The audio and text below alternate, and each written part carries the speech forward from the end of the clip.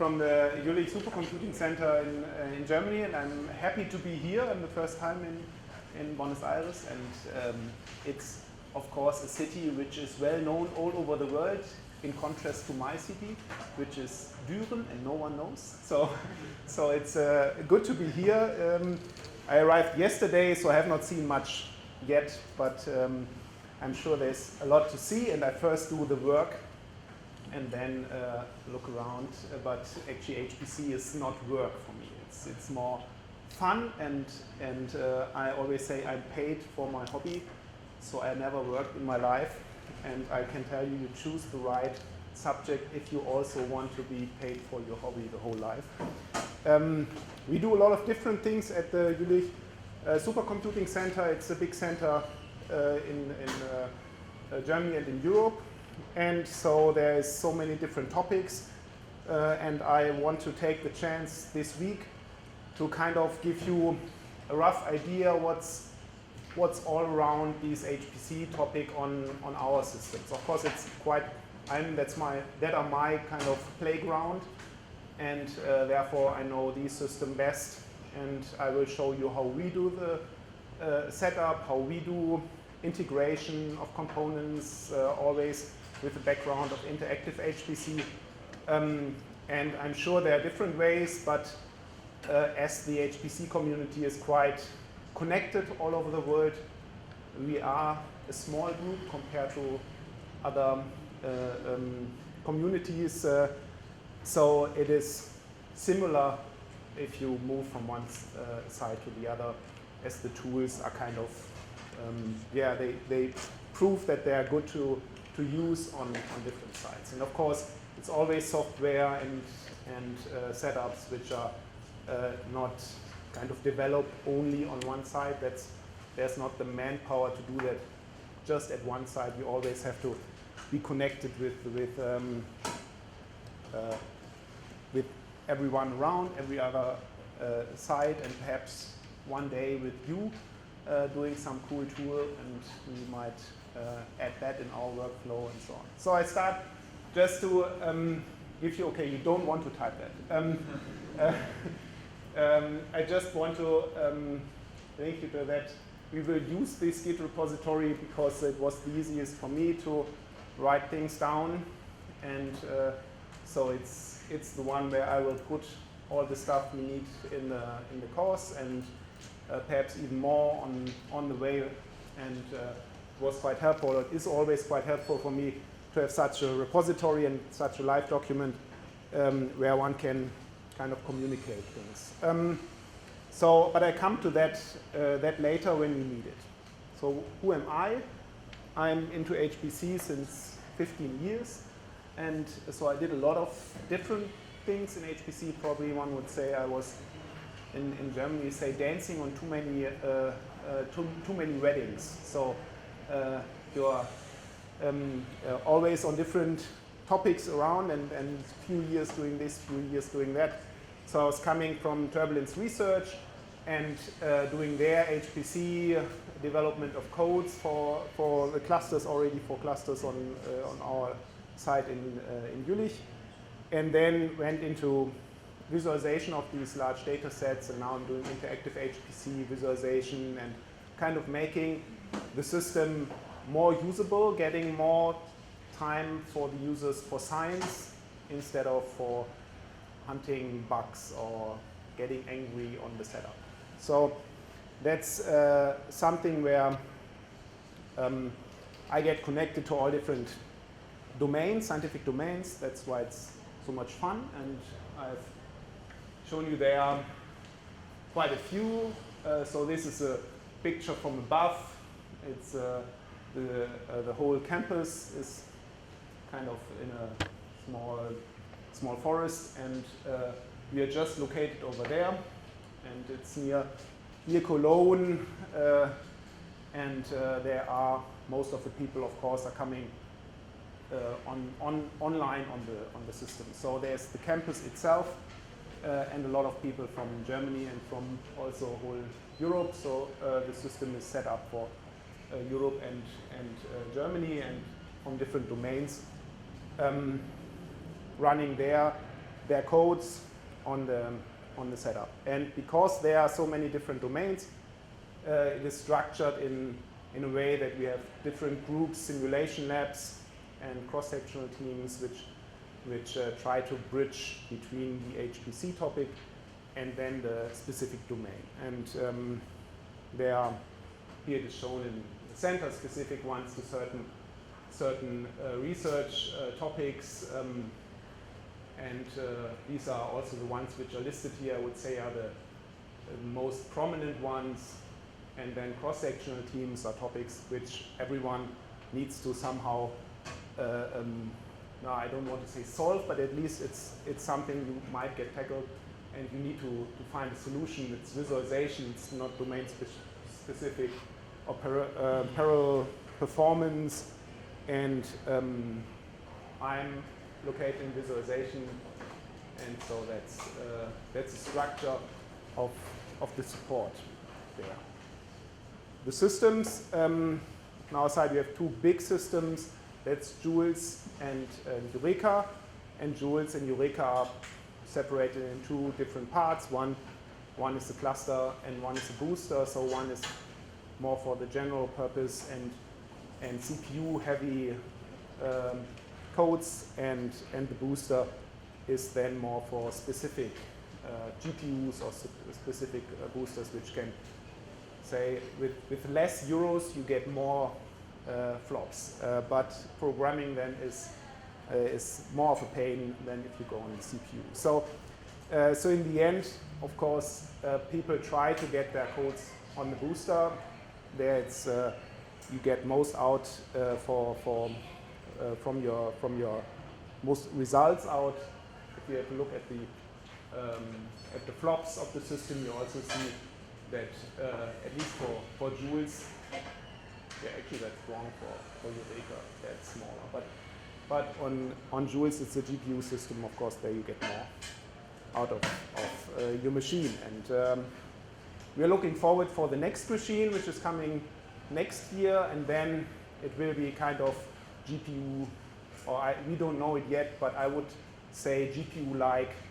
And if you have a code which does not run on the GPU, probably will not run on such a system. Or you have no code which runs on, say, any kind of accelerator, you will not be able to use these systems. So it's not only helping from the support, it's not only helping the communities to get kind of what is currently on the table, but also looking a little bit to the next generation and porting software to GPUs and other techniques.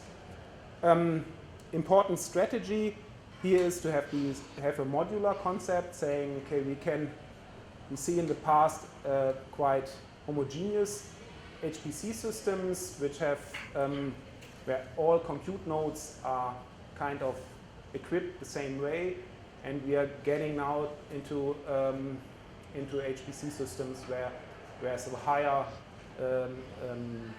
different setup between these nodes. And one already sees that if you have these kind of setup, booster and cluster, and how do you get your codes now in a way programmed that they can partly run on this and partly on that system. That's also an issue. The smaller systems are listed below here. We will use the Yusuf system.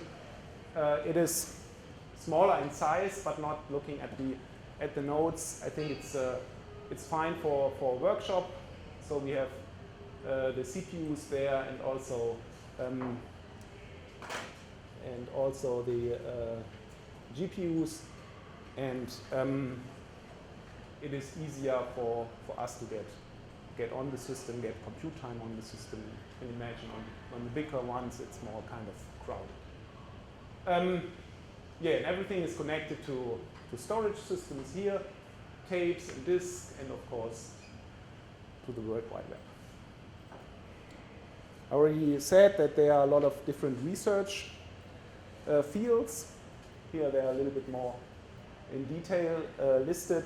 What I wanted to say here, what are the number of projects, so 165 projects on the system. That sounds not that much, at least to me.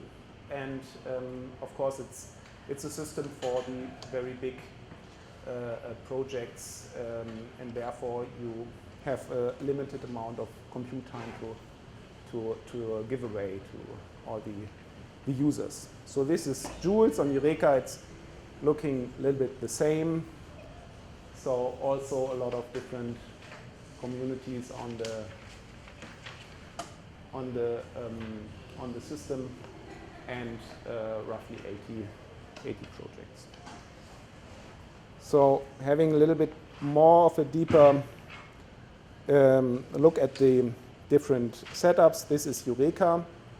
So called Eureka because of Jülich research on exascale cluster architecture, data-centric. So it's the data-centric is the keyword for the DC. And when talking about data-centric setup, then it's for capability workflows and big data setup. So it's there since 2021, and looking at more of the details, there are 576 compute nodes and a smaller number of GPU nodes with NVIDIA N100. So it's, I would say, one of the classical setup with the InfiniBand as the network, and a peak performance of 18 petaflops here. And if you look at Joules, it's more about or looking specifically here at the GPU setup. I have to decide where I look at, on the laptop or on that one. I think we'll try this here.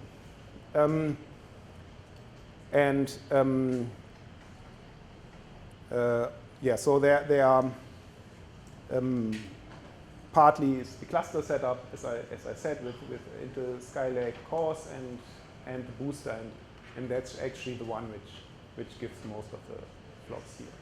But looking at the setup, how these kind of booster nodes are equipped, one can see, okay, everything is around the A100s, and you have to ensure that your application also takes the right path from the CPU to the GPUs and also to the network cards to get most out of such a system. And this is the setup we will use. So it's a smaller one, 124 compute nodes, and with 49 GPUs. I don't know how many people we are here, but we will see if that will fit. And so all these are of course attached to a central storage, and this central storage has different different parts of the storage have different features. Say the ones which are starting from the top to the bottom, the ones which have very high bandwidth, which is these HPST, but not very high capacity, and you cannot leave your data quite long on such a system, going down to the system which is then an archive on tapes, which has a lot of capacity, but very, very low bandwidth, and you can leave your data there for quite some time. So one decides always which is the best storage system. Most of the applications, when they run, they store their data temporarily on Scratch, and as soon as the application is finished, they move it then to some other place, mostly data, or also on archive. It's of course here. It's kind of how much capacity do you get per euro. So it's of course the faster you are, the higher bandwidth, the more expensive, and the lower the bandwidth is, the cheaper it is. So you try to have the users push their data on the archive in the end, even though when they grab it back, it can take hours.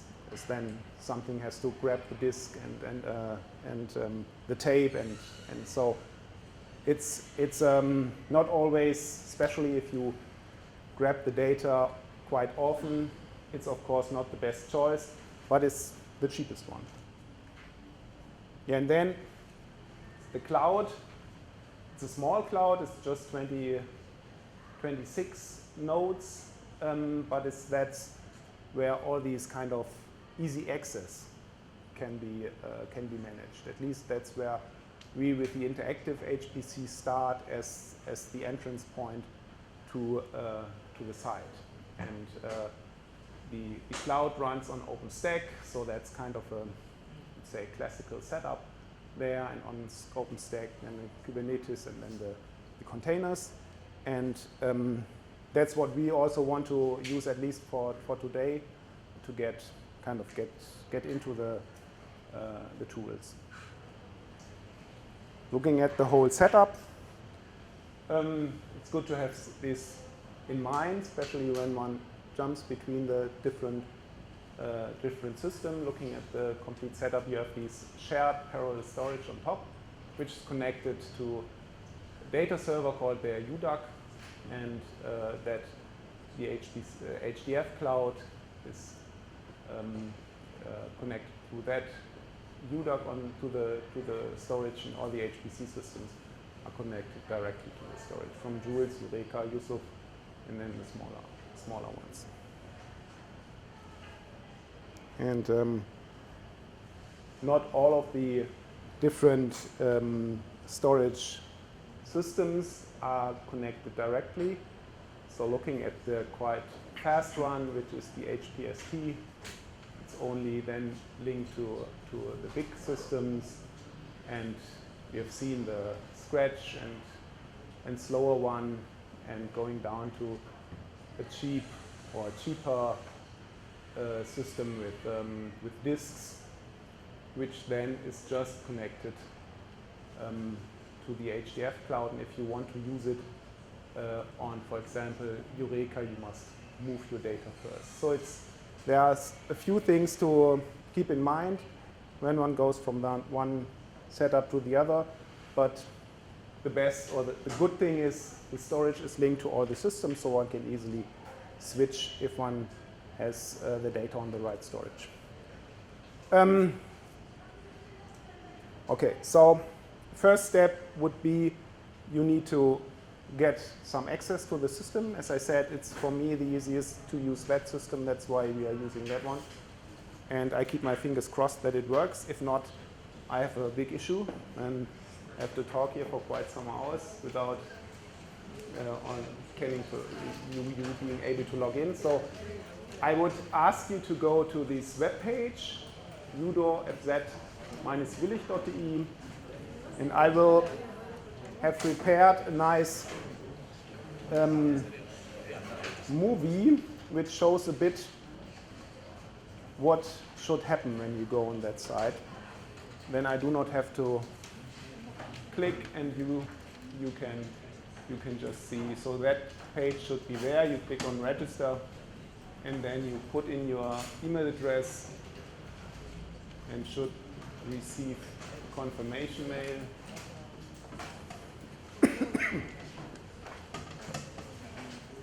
You should see that it's sent at the top, and then the mail would look like this. You see, I made this movie 2 years ago, but it's still kind of close to the one how it is now. And I can let me stop it here. That's definitely too fast. I go back and stop it.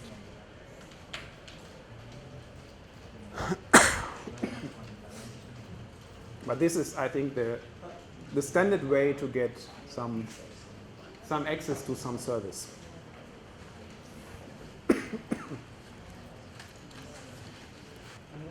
Yeah, it stands for U for Jülich. At our site, everything has to start with JU. So all the software, almost all the systems, everything, you end up in trouble finding new words which start with JU. The more there is, you're getting at a point where it's really difficult. So that's why it calls U and DAW.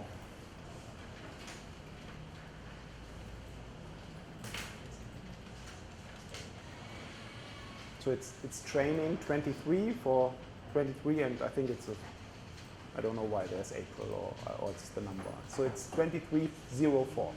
Oh, I can write it down. No, I cannot write it down. No, I cannot write it down.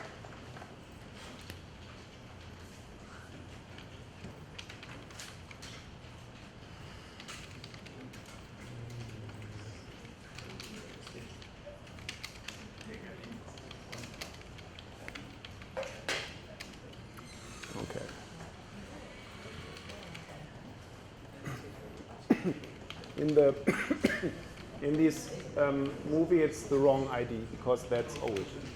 So don't take the ID. Take the one which I printed there. Okay, so now we are stuck at that point, and the problem is I'm the PI. So I have to clone and get you in.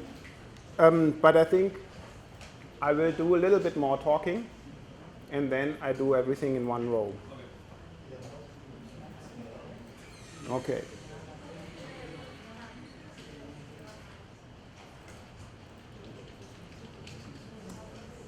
Okay, so as I said, I do a little bit more entertainment.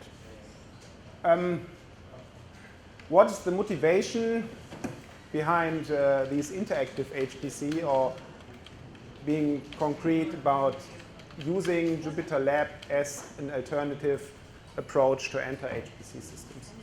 So I would say if you enter the HPC systems through a terminal, it's more like you adapt to the machine, which is kind of fun. So we're all doing that for at least I was doing that for years. But it's not that one would say this is the way humans think and how they work. And so getting these interfaces to the machine into the web is all about getting you as a scientist faster to your results. So in the past, I think one was very much focusing on getting applications faster on the HPC systems, and this is more on getting workflows faster in such an environment. So when you have an idea and you want to start, and your goal is to write the next paper, then it's kind of nice that the application runs 3% faster if you really go for it. But if it takes you 3 weeks more setting everything up, then it's perhaps there's more potential to optimize that workflow than in this kind of way. And Jupyter notebooks are around for, I think, for quite some years. So it's not something new, but using all this infrastructure in HPC context is which helps us a lot, because it's not just kind of another editor, but it's more a framework which you can easily tune and extend to match the setup of the center. And these HPC centers they kind of change a lot underneath, and not only the machines, but also the people, the different domains. So there's a lot of movement in what was best yesterday is not anymore good enough for tomorrow. So you need some infrastructure where you can easily tune and optimize for the needs of the ones who really know what they are doing. I mean, we're not talking about kind of beginners saying, oh yeah, I'm into HPC since 3 weeks and now I go on a big system and burn the CPU hours. So you need a setup where you can start easily for the ones who just want to play around, but also which is nice to use for the experts. And yeah, the Jupyter notebook is started not with this intention, but Jupyter Lab kind of extended that in a way that it's useful. So the Jupyter notebooks, I would imagine you have seen that you can put your code and your comments and output cells, everything in one document. This is more human-like. This is more like we work. and think, not having documentation somewhere in some other place we have the code. Of course, this only works out if you're thinking about data analysis. So you would not start in a Jupyter notebook and program your simulation code. It's probably you can, but it's, I would say, not the best option. But when you look at the time you spend, depending on, of course, where your focus is, that you spend a lot of time in analyzing your data. So generating the data is, at least once you have it running, it's kind of easy, and then you have these terabytes on the disk, and then you need to know what do I want to do actually with that. And therefore, it's a tool which helps for part of the workflow where you spend a lot of hours and of your life in front. And Jupyter popularity, I like this plot on the right, even though it's quite old, 2019, but I think it goes on that way. So it shows how many monthly active users there are on GitHub repos, and you see that it simply leaves everything else behind, at least to this kind of way of plotting it. And of course, don't trust some statistics if you have not tailored it to your needs. So I don't want to say that this is the truth, but it is a good motivation. And this Jupyter came up with IPython 2007, and was steadily increasing in popularity, and now we are almost there at we. I say we, even though I'm not the developer of Jupyter Lab, but we as the community. So if you are into something for that long, then you start feeling home. And you are almost there at Jupyter Lab 4, which comes out probably this month. And Jupyter Lab itself was announced in 2018, and that was the time when we as the JC also started into making that a tool to use the HPC systems. And there's a lot of kind of little things you have to consider if you want to have a setup where one can enter these systems through the web browser only, and thinking about how do you do the authentication, how do you do the authorization. That it's in 2018, and there's quite a thing about data protection regulations. So one might not think that this is a big topic, but when you start having some kind of these interface, you get stuck at that point for longer than you were expecting. And adding the increasing the usability with more and more users. 2019, they are getting other programming languages into this environment.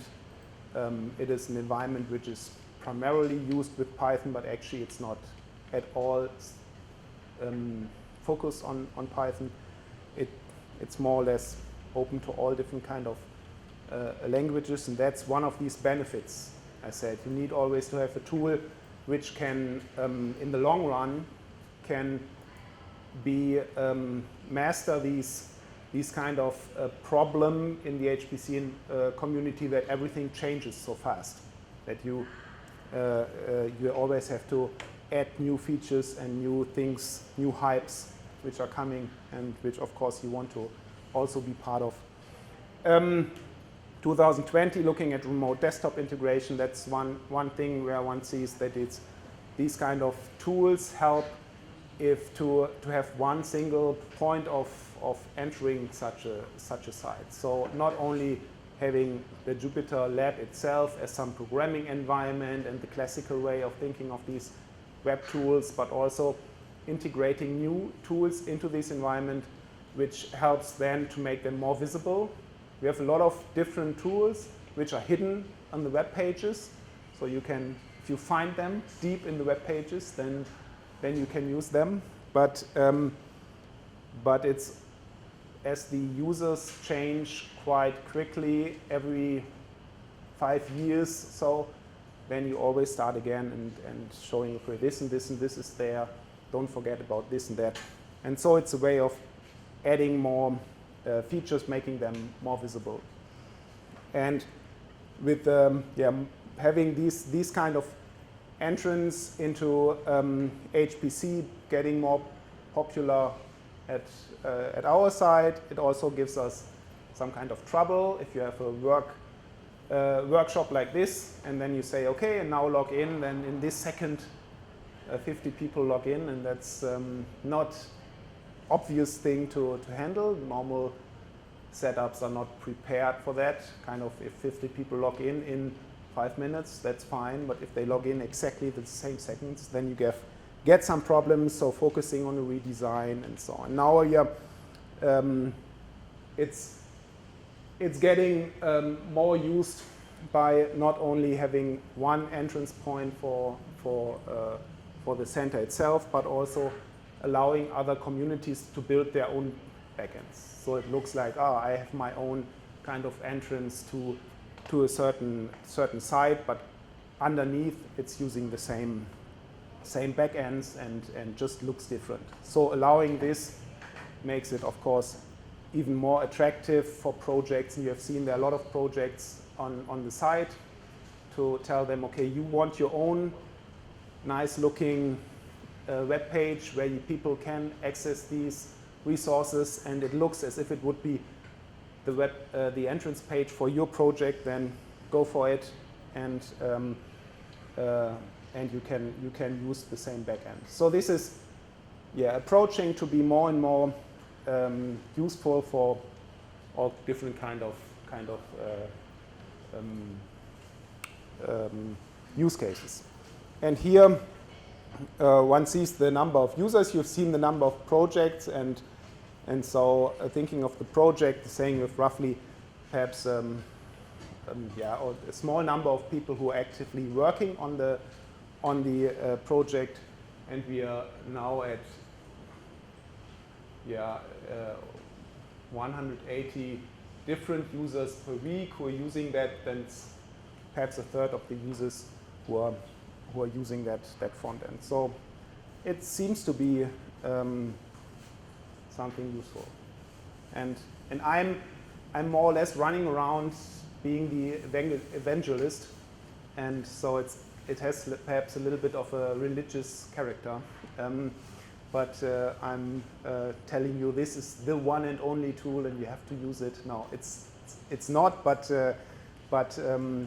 I like to take the advantages to talk about these accessing of the site, and not just because it's at our site, but because I think that we, as the scientific community, should ensure that scientific questions are in focus, and so talking about how one can optimize that, it's a chance here, and then you are the multiplier.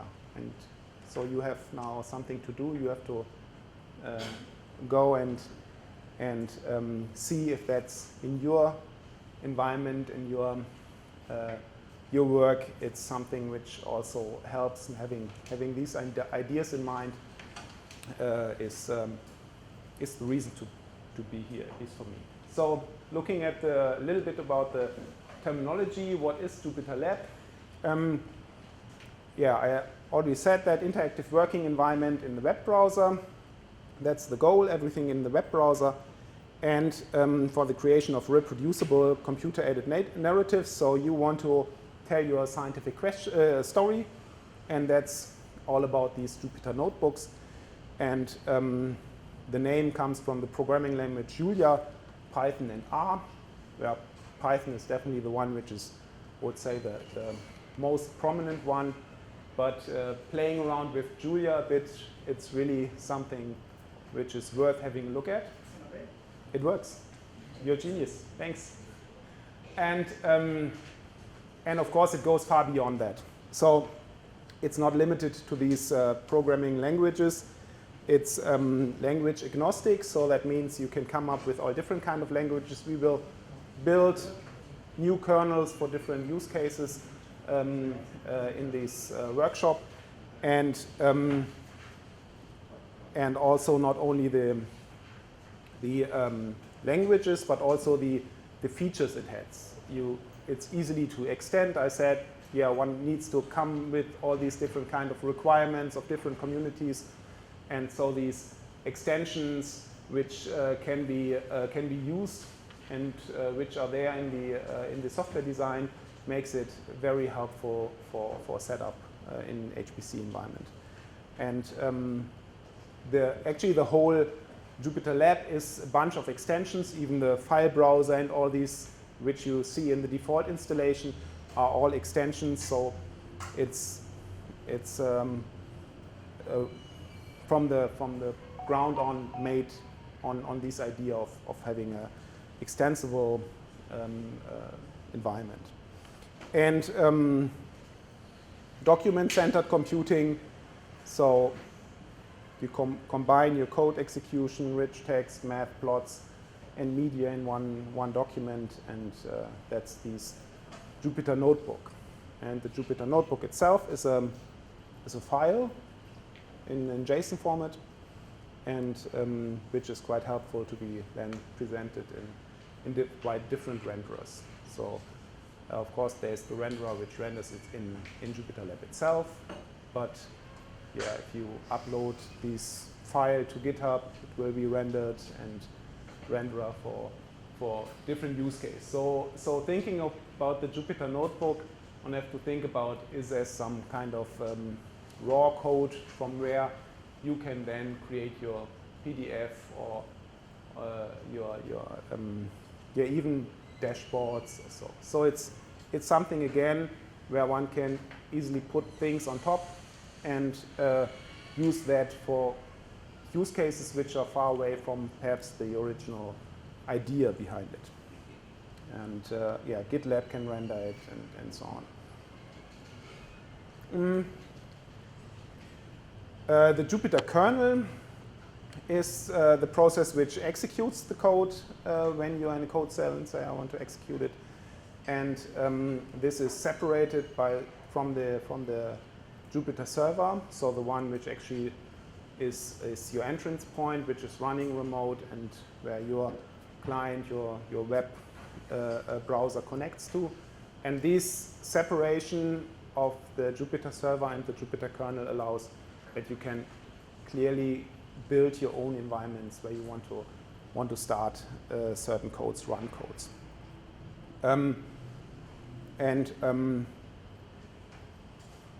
Yeah, we will have a look at that. They communicate. The communication between the Jupyter kernel and the Jupyter server in general goes through 0MQ. So it's really completely separated from the rest.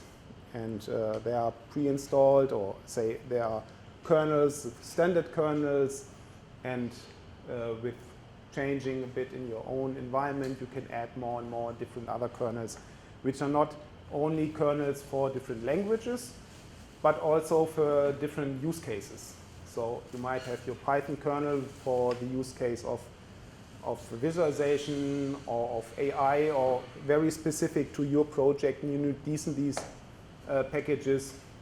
You want to have a kernel which is just linked to these certain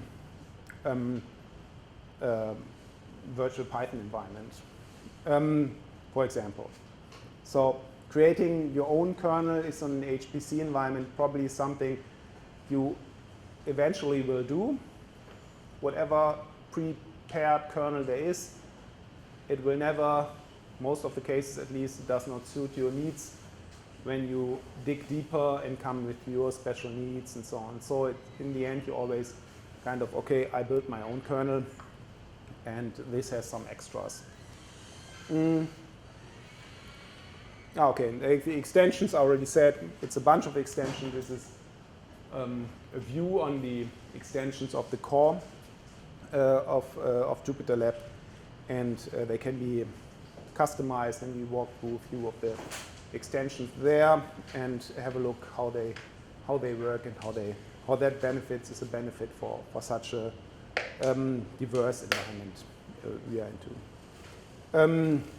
And they here, as I said, provide new file viewers, editors, themes, renderers for output. So it's not only extensions are not only something you can see in the UI, can be some features which are added or some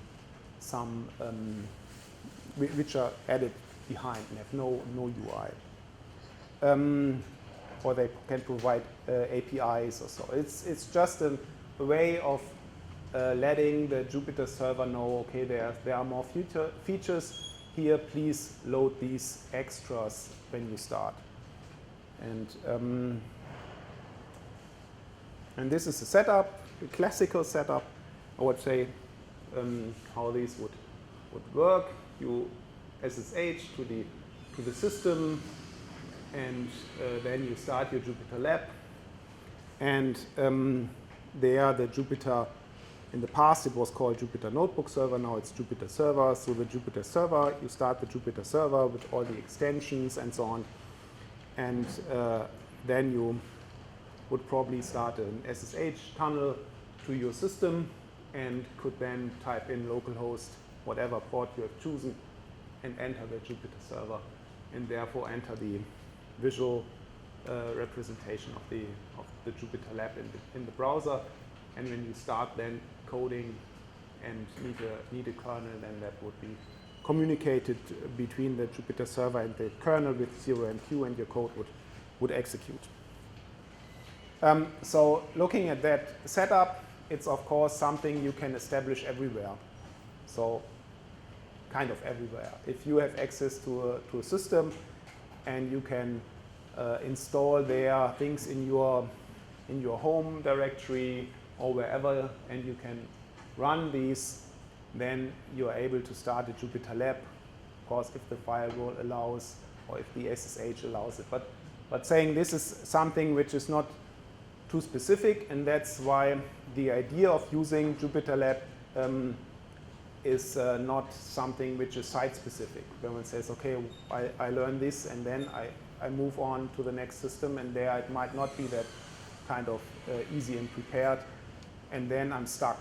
So it's good one is not stuck, but there are, as I say, things one can do to make life a little bit easier. But looking at the installation, there are different ways to install it.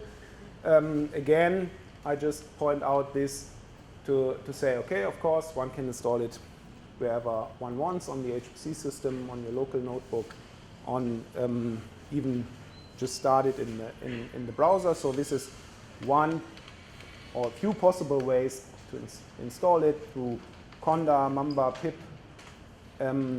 So this is one way.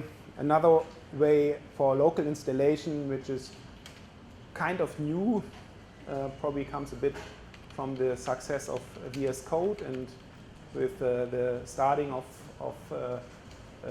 such an environment by just installing something like a normal application. It's this Jupyter Lab desktop. I played around with it a bit. It makes things easier, and is in the end, of course, underneath it's the same kind of installation as one also can do with their Anaconda or whatever environment, but it is comes then with, or you can include the old Python environment and so on. So that's nice, nice new, nice way of also installing it locally. We are looking more at the remote installation. So how is that installed on the cluster? I mean, our ideas of having the Jupyter Lab running on the side, on the HPC system, is of course because we want to be close to the data. The data on the HPC system can be that large that you cannot download it, you don't want to download it to your local system, and therefore it's helpful if your Jupyter server also runs on the remote system. So here, having the remote installation or having it on the side, of course, is the only, or is the option for being close to your data. and to all the services which are there and so on. Some other nice way of using it, but at least more like passing it around to try out, is this Jupyter Lite. It's a way of having it installed. If you provide a link to your GitHub repo and it's in there, it will start in the browser, including the Python environment, including everything, which is then downloaded in your browser. So you have your Jupyter server running not remotely, not running as an extra program on your local machine, but everything running in the browser. This is, of course, comes with quite some limitations when we think of what kind of extensions do I want to do and what kind of use cases I have. But it's quick and easy to start it up. Okay, so as I said, it can at our side be run on all systems. So we're starting running it on the cloud, but also on the login nodes or on the HPC, on the compute nodes. And running it, for example, on the compute nodes would mean while some simulation is running, you can, on the same nodes, you can have some front end to do your interaction with your code. On the login nodes, you still have good access to the storage, but you're not limited to these to the runtime of your compute jobs. So on the compute node, of course, if you start your job and it runs for 24 hours, then after 24 hours, your Jupyter server will be killed. On the login nodes, that's not the case. So there are different reasons for run it on different kind of parts of the system.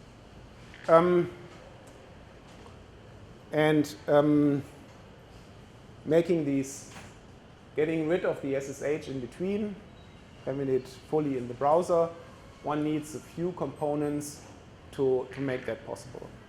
So the SSH, of course, ensures, first of all, that you are who you claim to be, and that needs to be there needs to be some alternative which is checking that, and that's the identity manager. So the IDM is the one which checks your identity, which is separated from the Jupyter Hub, which gives you these entrance pages and so on. And this coupling these three components, Jupyter Hub, the identity manager, and the component which is allowed to start something in the name of the user on the HPC system, can replace or can adapt the SSH workflow logging in to the system with SSH. Okay, so now I first have to ensure you actually are part of the project. So I will go through all of you. Hope I'm quick with that. Can take some minutes.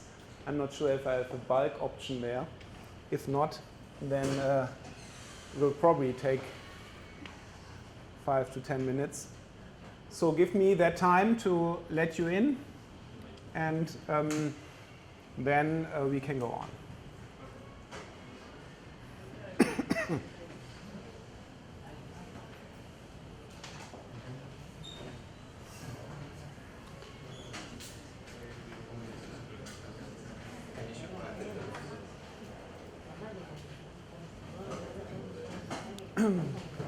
Okay, I hope you all get some notice about that you are now part of that project. So one can look at that project and see this project starting at the 1st March and going until end of April, and we have a certain budget on that project. So we need to a little bit have a look at the compute core hours. That's the kind of issue with projects. You invite a lot of people, and if someone just hits the button, says, okay, I run now some application with 1,000 nodes, then in 1 hour everything is gone. So keep or try not to do that, or I have to beg for more core hours.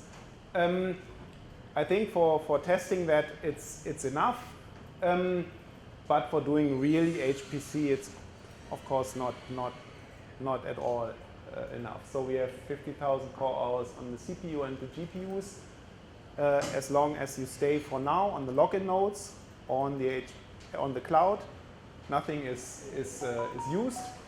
So if you see somewhere, oh, I can choose the batch system, then keep away from that. And we also see that we have some storage here. I told you they are different.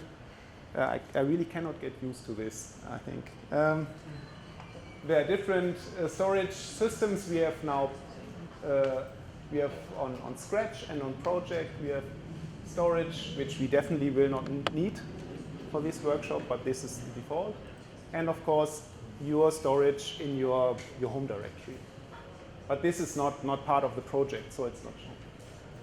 And yeah, then we see a lot of people in here, so hopefully that's also, you are also listed there.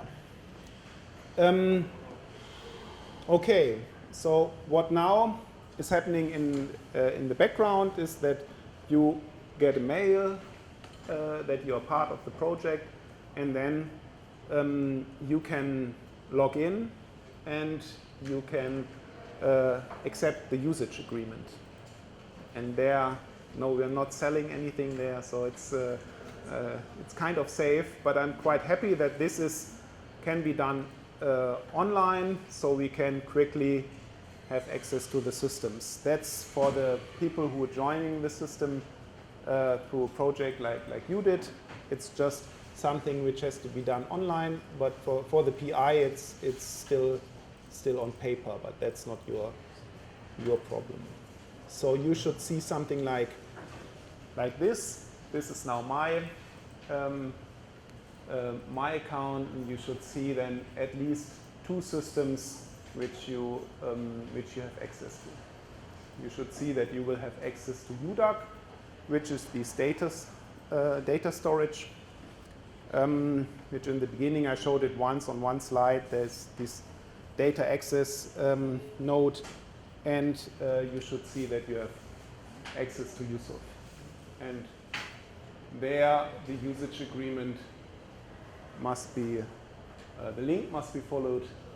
Click on the usage agreement and then reading all that text, and see you then in 2 days. No, and then we wait a few minutes, and then you should see that you have this new access to the to the USOF. Okay, so that said, one thing also mentioning here is that as soon as you have signed this usage agreement, your account is created on the system. So in the background, your account is created on the storage system, but mapped to the one USOF machine. And also, you will see that you get this Jupyter -JEC button below here. And normally when you access the HPC systems with SSH, there's the database LDAP where all your credentials are stored. And when we go on a web service, then you have this identity management system. I had it on one slide, this IDM.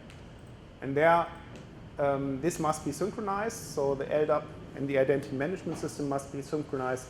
And that can take a few minutes because it's not pushed but pulled. So that's kind of a design decisions. So for a workshop, that's a pity. But I think these few minutes we have, and I can go on entertaining you with some slides, and hopefully we can then bridge these gap. So first, try to get this usage agreement signed, and second is then waiting for These connected service will then be yellow, and as soon as it's green, we can. It is known to the identity management. You are known to the identity management system. Okay. So let's go on here.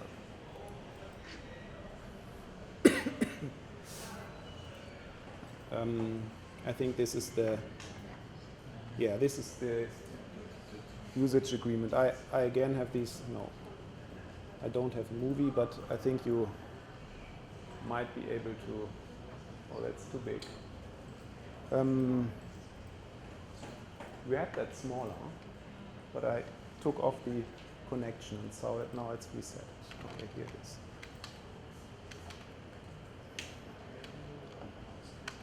Okay.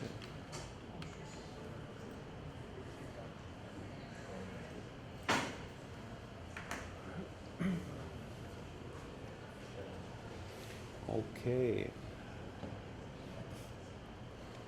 Okay, so assume that I'm a little bit ahead now, but assume that this service is now ready. Then you can go on Jupyter-jc.fz-jülich.de, and you're able to log in there with the username you have in UDOR, and also the password you used for udor.fz-jülich.de. If you have not, if it's not, your username is not known, then it's this kind of time delay in between, but assuming that this is known, you should be able to log in, and in the first login, you again need to sign some usage agreement. There are so many usage agreements, but I hope you can do that. And there it's perhaps a little bit hidden, so that's why I put it on the slide. One does not miss this little checkbox at the bottom. So go on Jupyter-jc.fz-jülich.de, sign in with your JC account, so with the same password and username as you used at UDOR, and then click on register, and again you will have this email ping pong that the system will send you an email, and you have to go back, accept the usage agreement in the mail. That's down here, and I think that's the last button. Yeah, it's number 6, and then you're done.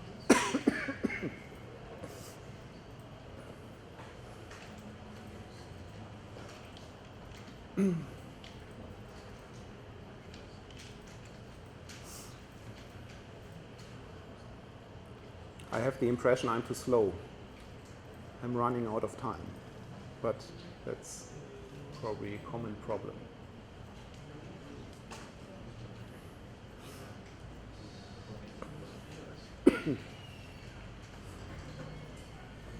So if anyone has any questions or is stuck, then let me know. If not, I'm assuming that things are working.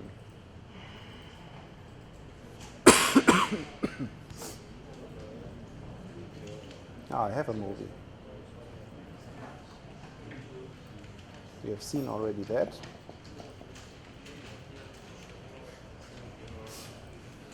Okay, now we'll go back.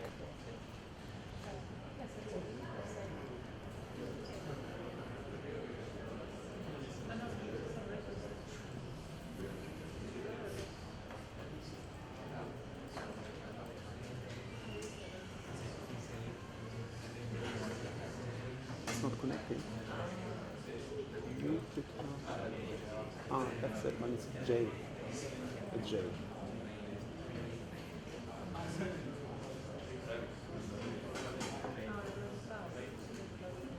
Okay, that looks good. Okay, perfect. So, you have not joined yet. Okay. Then I have to. No, you already joined. Okay, then I check your join request.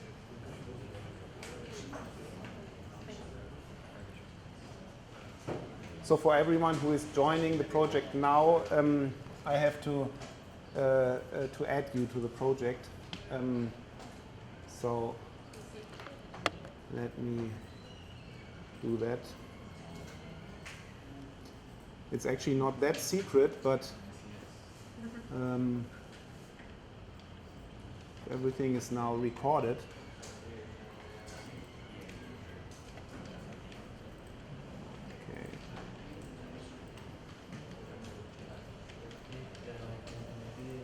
Okay, I have two open join requests. If anyone else who wants to join, then do it now.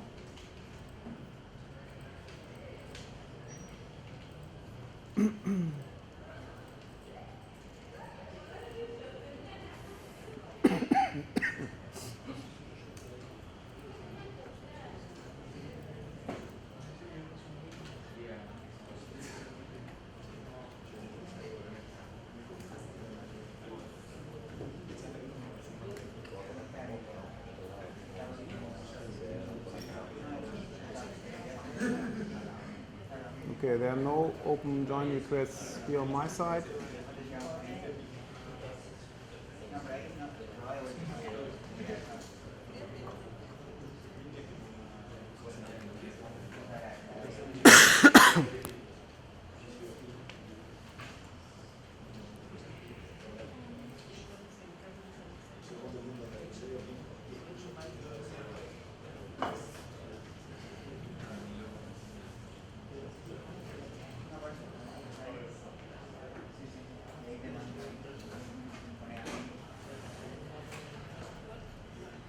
Okay, I see a lot of launch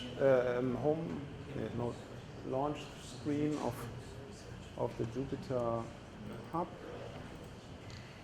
So just let me go to the next slide. Okay, there's something red. Oh, okay. Oh, yeah. You of course can also go through SSH, but that's perhaps for the other day. Okay, so if as soon as we have could enter Jupyter Lab, we will see this screen where one can start new configurations and also have different kind of options to start them, and can, as soon as they are started, stop them again. And what else? Status bar shows the status of the system, health of the different system. And perhaps one thing to keep in mind, when you log out, you're asked if your Jupyter Lab is also supposed to be stopped, and you probably don't want that. So you want to keep it running, so ensure that you uncheck the box that it shall stop. And talking a bit about the configuration options, there are different systems you can choose. Okay, the system you can choose is of course linked to the projects you're in. So you should see Yusuf and HDF Cloud, and we want to start with the cloud, and you should select then the HDF Cloud, and then you can choose the version of Jupyter Lab, and we want to use at least the latest installed. It's from August last year. That's fine for now. So that's 3.4, and we will test 4.0 in the next days and see how that can be all set up manually and so on. So the idea is first now get a quick access to the system, playing around, and then looking a little bit under the hood and making changes there and so on. So it's also the possibility to stop or to add new kernels and so on. These are kind of features which are of course available if you are doing everything, controlling the system by yourself, and which are just exposed to the UI to make it useful for more than than just a limited number of users. So what we want is we want to use the HDF cloud with 3.4, and I would suggest now that you hit the start button. Choose that and hit the start button. Just ensure that you're using the cloud. Okay, so while you're hitting the start button, I just have some summarization of why Jupyter Lab is the best software ever, and as always with these conclusions, it's yeah. I think I don't have to read all that. So let's jump to the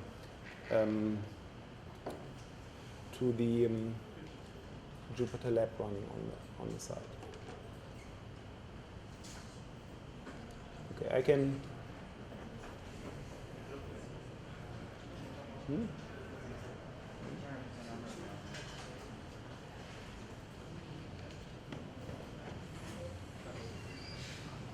That was not supposed to happen.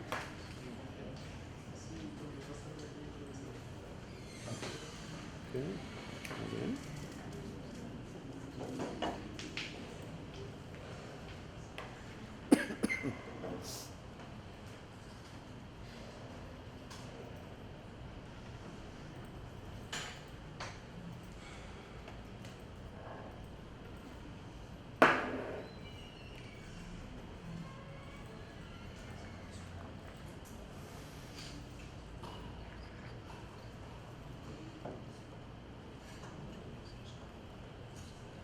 Okay, there we are. More again.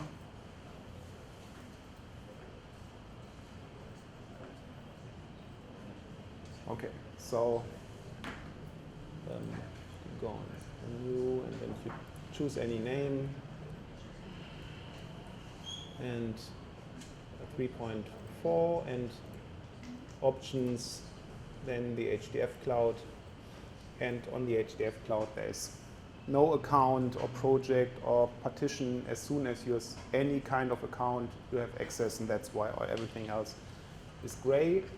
And I have it already running, so I just would hit here on open, but as it's on the second tab, I can just go there and open that. Okay, as soon as I see at least a number of users having it run, then we can go on.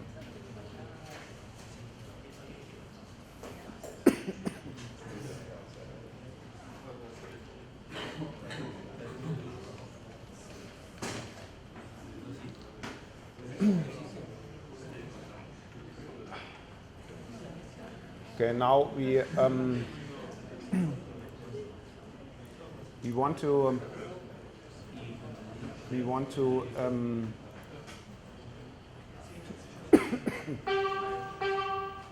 okay, no power.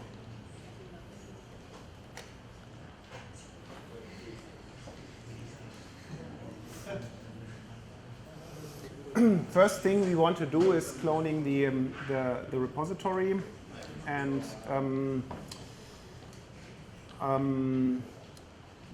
I wonder if you can just kind of type that.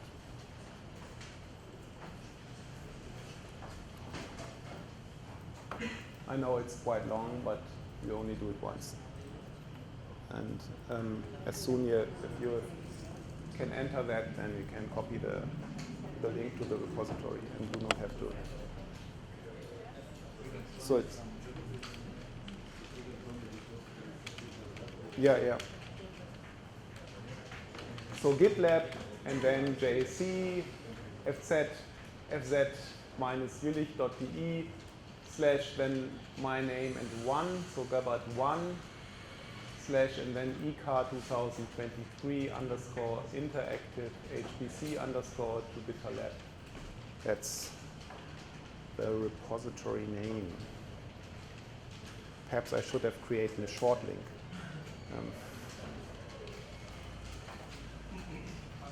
as always, place for optimization.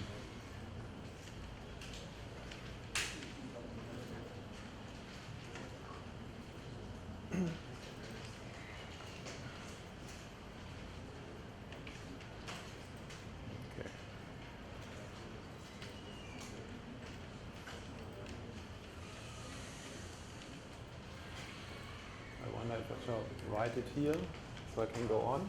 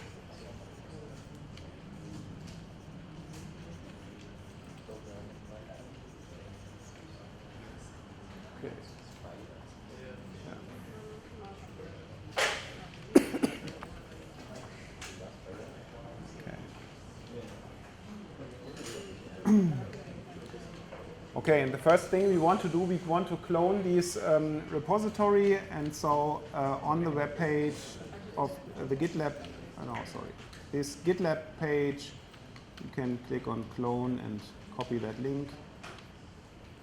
So here on the clone button, and there you take the link, HTTPS link, and then you go back to Jupyter and you find that there's Git extension installed, so you can click on this extension, clone repository, and enter that link, and it should be cloned, hopefully.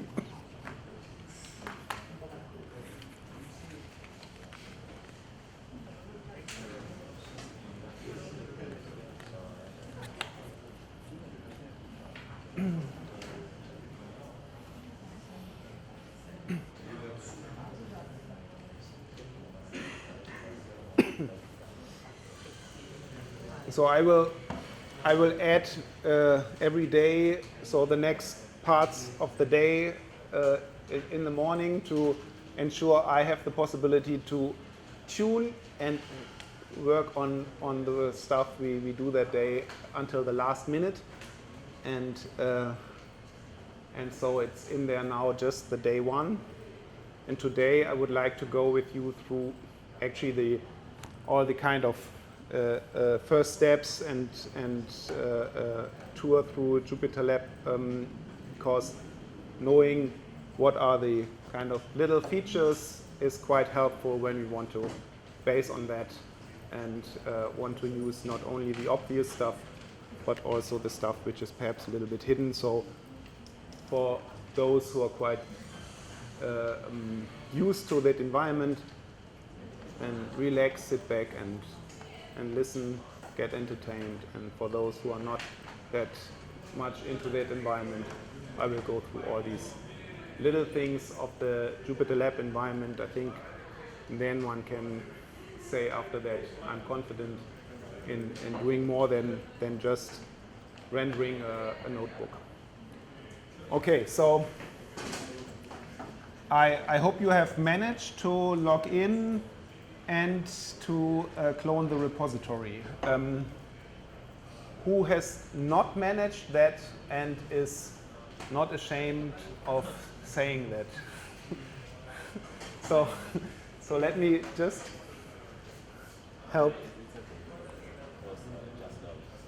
Oh, okay, perfect. Okay, great. So I have, of course, cloned that already. I do not have to do that again. Let me just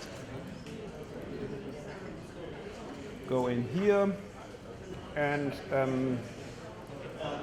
so that's what you actually should see. By the way, do we do a break or we just go on?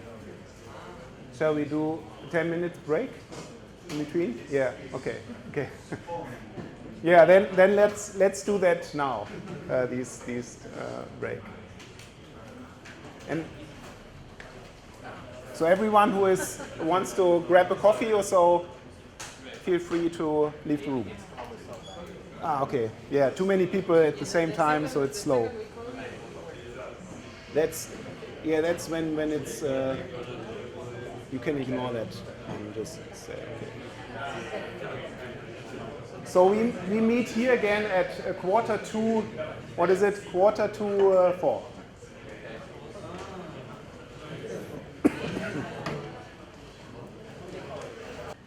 Okay, now, but back to the web interface, to Jupyter Lab. As I said, I just rushed through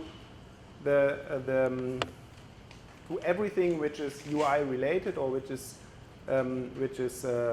related to how the Jupyter Lab is used normally, and if that's already known to you, then sit back and relax, and but we will base on that for the next days. So it's good if we go through that, and therefore you can try to make that a little bit. No, not this one. Larger. Yeah. Is that? Are you able to read that, or is that too? Is that okay? Yes. Okay. Perfect. So you should have that. Also see these directories in the day one introduction. So let's just tour through a few things. Everything is in these, in the Jupyter notebooks here, and so we open this one Jupyter notebook called Jupyter Lab Interface. And I start with very, very basic stuff, but anyway, so if some link is opened, of course, if one just clicks on it, then it will open a new tab. But if one would open that in the Jupyter Lab environment, which would be different to just opening in a tab, one can use Control Shift C, and Control Shift C brings you to the command interface. And actually, the Jupyter Lab itself and all the interactions with extensions and so on, they provide commands, and these commands are then executed by if you click on something or if you type it. So Control Shift C brings you to all these options which are there. A lot of them are in the background, so one does not see them in the interface. Normally, they are not that kind of useful that there's any reason to put it in the interface. But of course, for every person and every kind of problem, it can be more than useful. Here, we just would like to show you how these command interface is opened, and show it on this command iframe, open iframe, which is not available anywhere in the menu. You will not find it anywhere than in this command interface. And if one would type it here, then you would see that this opens the web page here in a tab. This is done with an iframe, which means that not all web pages can be opened in an iframe, but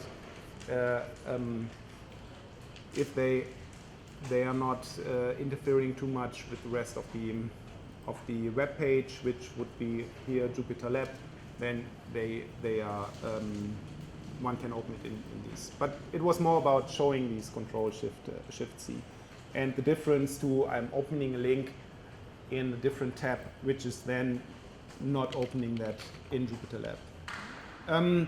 Some Jupyter notebooks, it's always nice to go through these kind of fancy, nice looking and with cool ideas filled with cool ideas, notebooks, and this is one of the many possible links where one finds a lot of them.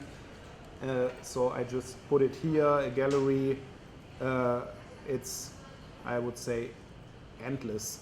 Not endless, it's without end. No, that's endless. Huh? Okay, so looking around there, seeing how others are using it, it's always comes up, one come up with new ideas. Okay, so of course there's long and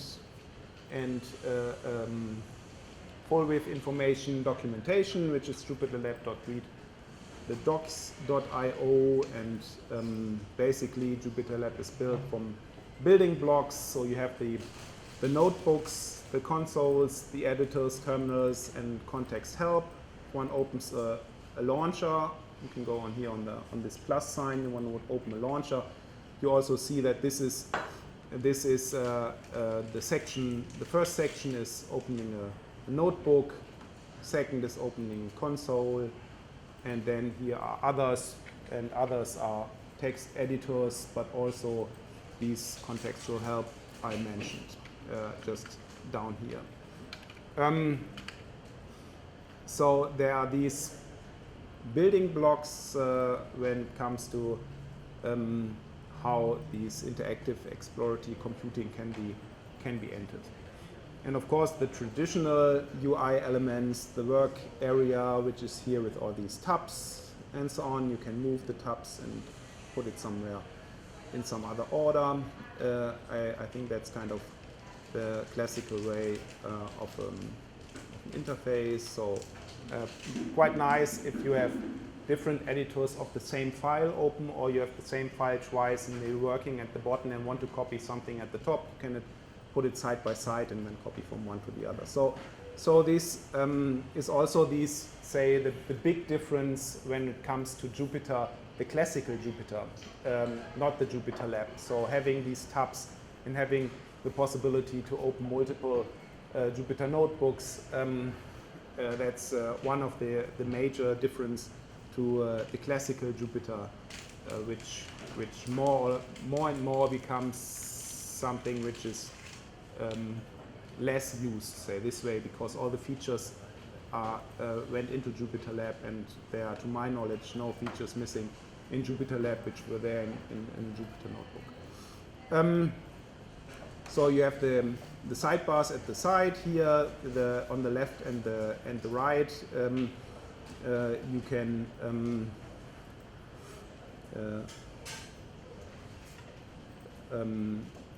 the extensions are listed here on the right. You have the debugger and properties, and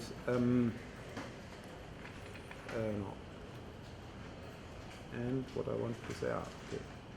And if you click right on a button, you can move that to the other side. For example, here you switches to that. I don't know if that's any use. Put the file browser on the other side. But anyway, that's possible to arrange it like one wants to do. On the top, the menu, as I said, not all commands are available through the menus, but they are quite crowded. And at the bottom you have the status bar with also, because I've zoomed that. Oh no, you cannot see it all. No one tells me. Okay. Okay, that's a bit better. So there were quite some who said this is too crowded, this environment. I'm more used to the classical Jupyter, and if you would then click on simple, it kind of gets a little bit less crowded with I don't know, I never do it, but anyway, it's there. Then you see here the next option, which is showing you how many kernels are running. Currently we have one kernel running, and how many terminals are running, and there are 3 terminals are running. So we come to that later. but it's there's something going in the background. One has to have an eye on, and yeah. So next is messages and also the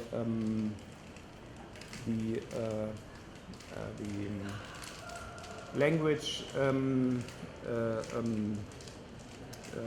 No, how it's called. So language pro. Okay, I forgot. But anyway, which gives you hints on what kind of functions and what kind of arguments are there. So that's kind of nice to have it see how if that's fully initialized and so on. And you can see the kernel. And that's actually the third thing I actually wanted to point out is the memory usage. You have it on the bottom in the status bar, but also in the top right corner. So of course there is enough memory at the moment on here on these nodes where the Jupyter Lab is running, but running more and more kernels can easily use more memory than there is available, and you know what a system is doing when there's no more memory available and there's no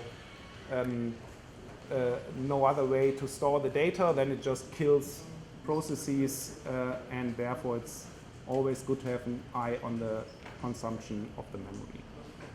Okay, so yeah, we went through this, the sidebar and the launcher, how that is opened and how a new launcher can be opened, and the file browser. We can talk a bit about the file browser here. It's a classical file browser with all the standard features. Perhaps one thing to know is these green dots. If you see a Jupyter notebook with a green dot, that means the kernel is running for that Jupyter notebook.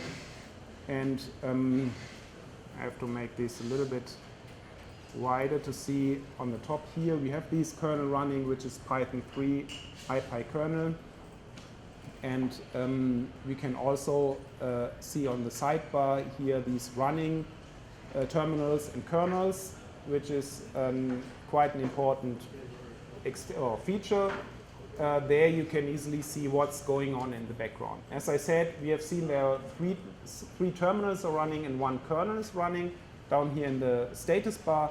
And here you see these three terminals are running, even though we don't see any terminal in the tab. So if you want to open it again, you could just click on it and you would get this terminal, which is there probably for quite some time, and whatever I've done there yesterday or when it was opened. But it of course steals or uses memory, and so one wants to have an eye on that, and so we can say shut down all terminals, and all these three terminals would be shut down. Of course, for a terminal, the memory usage is not that high, so I think it was before 320, I don't know, 27, and now it's 25, but it's more on the kernels which are running and which can use a lot of memory. So we can close these kernel of these Jupyter notebook. If we click here, we can say shut down all, but we just want to close the single kernel, and now we would see here on the top right corner that this notebook has no kernel anymore. We would start a new one. We can choose between the kernels, and we would now say, okay, we take the Python kernel again and select it, and the kernel will come or will come up. That's what I wanted to say. It's not coming up. What was wrong? Okay, no idea. And yeah, we see that these kernel is running again, and here on the top. So. 1 second. Chicos, después a las 18 horas en el aula 1101. Sorry. Okay, whatever that means.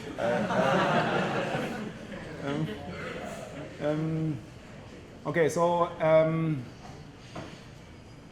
yeah, what was the green dot? I said that hover. Yeah, that's kind of intuitive. Multiple views on a single file. I think that's also something which is useful to know. Let's see. We have here one view on the IPyNB file, which is the classical renderer for Jupyter notebooks. But we can say right-click and say open with and use, for example, the editor. Then we would open the same file and we'd see, okay, there's a lot of kind of stuff in there. It looks a little bit like JSON. I mean, it is JSON, but that's how the file looks when one looks at it in a raw manner. And if one now says, okay, I want to open it with a JSON viewer, you would see the same, just rendered in a different way. So there are different renderers for the same file, and yeah, okay, that's nice if you want to. You can also say, okay, let's open the same notebook. Not through there. The same notebook again. Okay, I was expecting that this will work through the open with. But actually it's not. You have to click on the top of this tab and say new view for notebook, and then you would get the second view of this notebook, of the same notebook a second time. But again, quite kind of nice to know that you can open the files, of course, with different viewers and multiple times and so on. So that's the point I want to make here. Drag and drop is also obvious, and if you drag, let's open the data directory, and there are some other Jupyter notebook file here. Would drag it in here.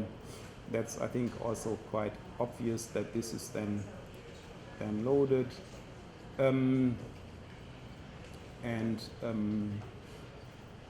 Yeah, we have these. Where do I go? Upload, download. Yeah, you have the upload file. If you want to upload something, you click on the upload file. But of course, one has to keep in mind that this then goes through the Jupyter Hub and so on. So it's not the fastest way of getting data on an HPC system. There are special tools if you really go for terabytes of data. If it's just a few and small files, that's fine enough. Going through the buttons up here, you have this git clone button, which is actually the same as the extension. So an extension cannot just add something to its own sidebar. It can also extend the visibility of other extensions. So seeing this here as by these git clone button. One has this copy shared link. If you go in here, you would see copy shared link. That works if the other person you sent the link is actually can actually authenticate and can be.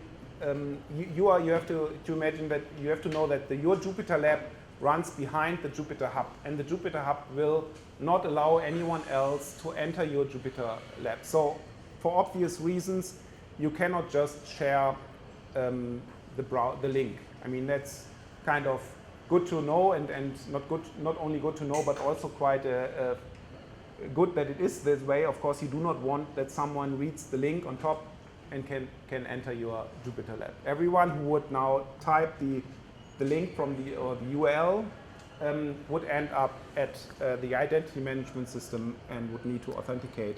So this copying the shared link makes not much sense in a setup where you have a Jupyter Hub and identity management system in front, as the URL is not something you can share. Perhaps one thing which is on HPC systems or any kind of Linux systems more important than perhaps in other environments is show hidden files. There are quite some hidden files when you enter your $home. You might want sometimes to be able to see it. That's strange that this feature came quite late. I think with 3.0 3.4 so, or 3.3. So it's quite late, but it's of importance. Here, for example, we see these Jupyter Lab hidden directory IPy NB checkpoints, which is important for automatically saving the state of your current Jupyter notebook. I just turned that off again because it can be some crowded in the file browser if you turn it on and you go into your home, for example. Okay, I already talked about this running panel, which is this one, and which is quite important to have an eye on. And here we already see, okay, we just opened this example notebook, and it's already closed the tab, but the kernel is still running. So it's not cleaned up if you do not do that by your own. Command palette, we already have talked about that in the beginning. Control-Shift-C, getting the command palette to enter any commands. And you can also have that visible on the sidebar. Therefore, you would go in the settings, and there in the advanced setting editor, and there you could say that you want to have the command palette as visible in the sidebar. So one would remove these checkbox, and you see that you have the command palette now in here. If one is used to that, that was the case in the past, but the sidebar got a little bit crowded, and so this command palette is now by default not visible. Property inspector is on the right. Here you have the property inspector. You can see the properties which are not visible when you render your Jupyter notebook this way. We have opened it already here on the top with JSON, and we see that there are information here in the metadata which are not visible, but which are then visible in the property editor here. We can add certain flags so that when one looks at the table of content, one can, for example, search quite quickly in large Jupyter notebooks. If you have very large Jupyter notebook and you want to jump between the cells, it can be of use if you, for example, say, okay, I add some tag here in this one cell, and then if I would say, okay, here on this sidebar on the table of contents, I see now not only the titles but also my tag, and I could say, okay, I want to filter that, and I don't know. I actually don't do that often. And filter that by this tag, then I would see, okay, this tag is just on this cell. So it can be useful if you have large setups and you kind of feel and see yourself just scrolling the whole day, then this is of use.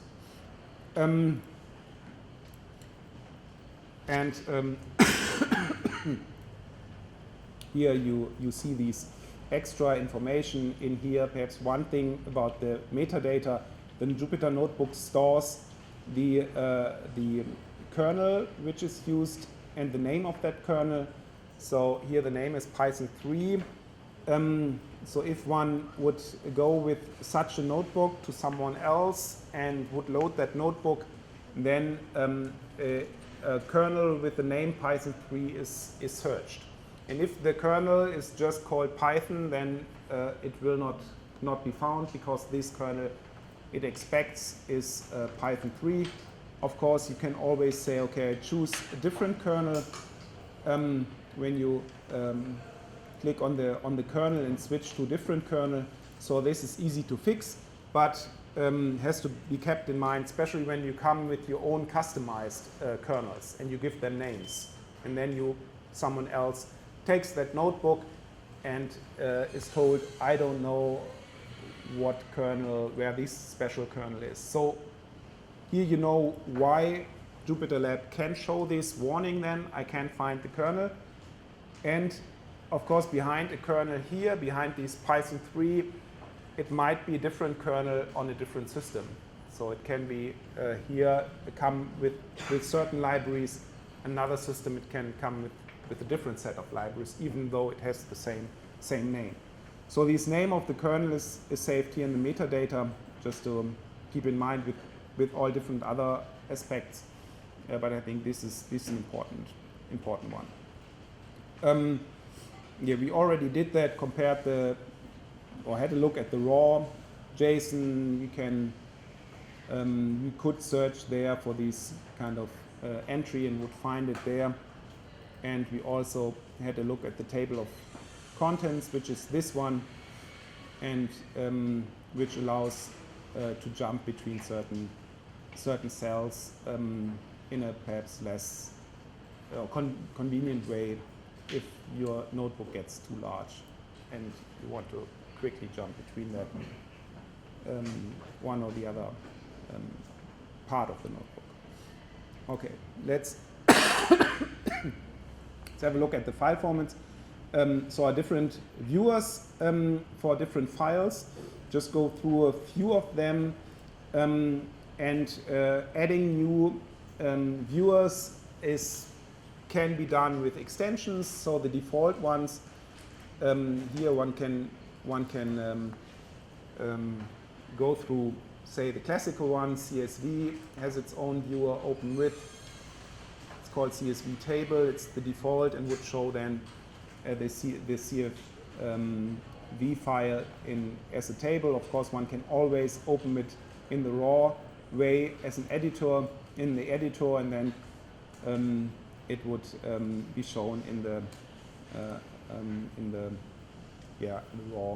raw format.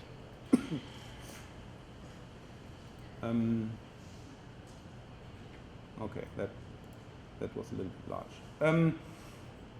Okay, so different. We had that different, same file, different viewer, and yeah, there are more files. JSON, we already had look at JSON.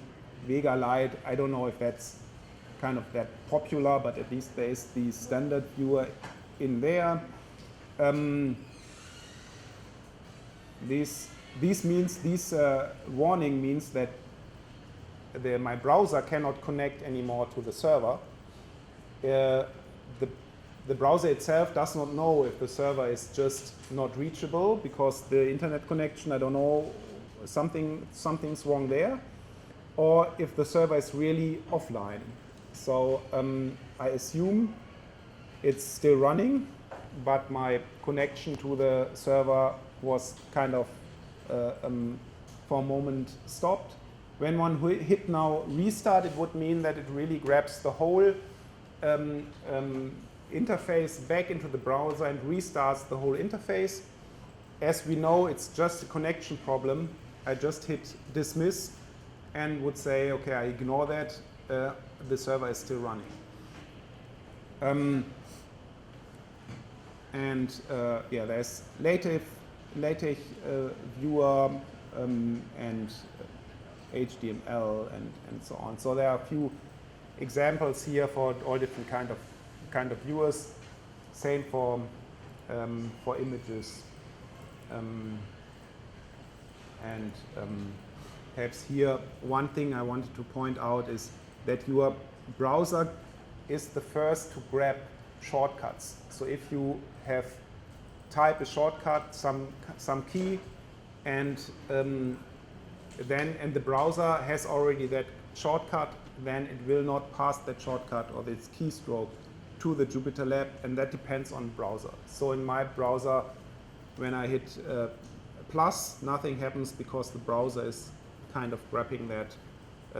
But on the other hand, I think H is working, so that's not a key which the browser is grabbing, and that's something to keep in mind when one wants to see, okay, I said this plus button is not is the browser takes that plus button, I can go to the command line and would see that the command is there. I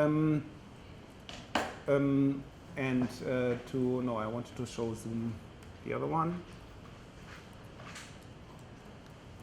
Zoom out. Oh, again the wrong one. Wow. Anyway, so I think you got what I meant, keeping in mind that the shortcuts you enter in a browser are always kind of filtered, as the browser has its own shortcuts and will not pass them to the application, to the web application. Okay, we have seen these JSON editor. Then some words on Markdown, just to see that these showing both in the same, using different views is useful. Here we have the Markdown file once opened in the normal editor and then opened with the preview the Markdown. And so if you would then say, okay, let's have that side by side, and edit then here the file, then we see the update is right away shown in the print. Okay, so that's on. And perhaps also here now we see that this modification of the file results in this indicator above here, which shows the file has been modified but not saved. So this dot up here is a useful indicator helping to have to see which files are not saved. Okay, so we can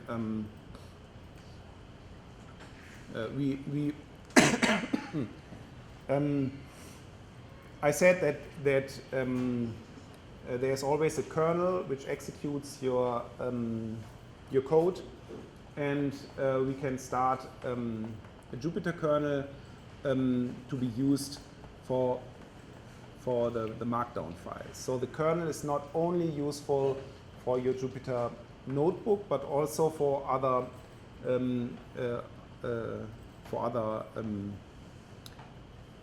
use cases, if one would want to do that. And so we can attach a Python 3 kernel to the Markdown file. So we launch here console with a Python 3 kernel, and I think I need to close a few of these files.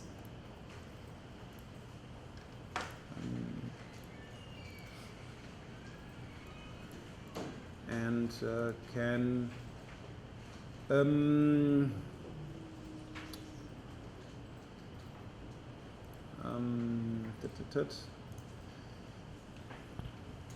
and can connect that kernel to the Markdown file.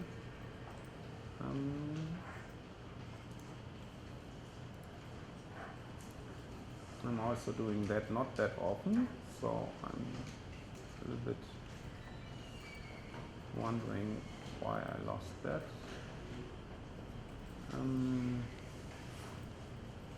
We can come back to that later. Perhaps it's also not that kind of common, but it's useful to know that your kernel is something which runs in the background and can be attached to any kind of viewer. Okay, I close this one. Some words on the menu. I think you can go through that by your own. To the files here, editor for actions related to editing the documents, view,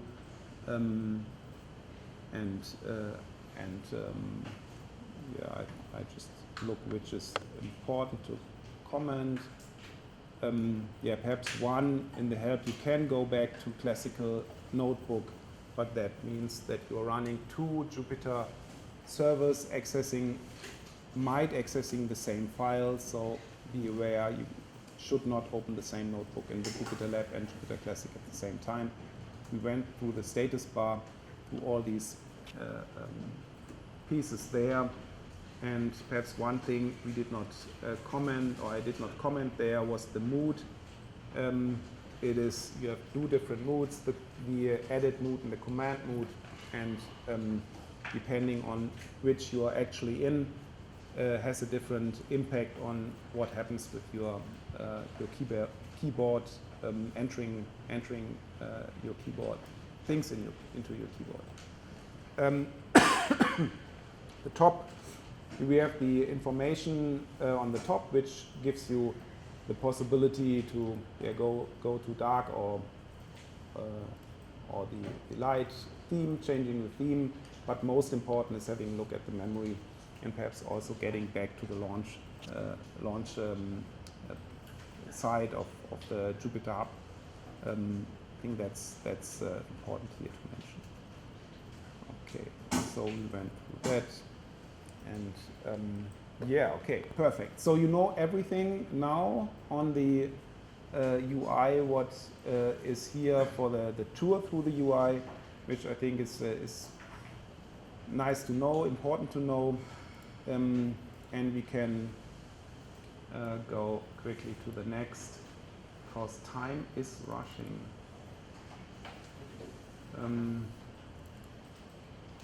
So you can go through the first steps. Again, here, this is also showing me that the connection to the server kind of was for a short moment not available. So I can just say, okay, it will come back. I assume just that there's some issue in this second. So I try again.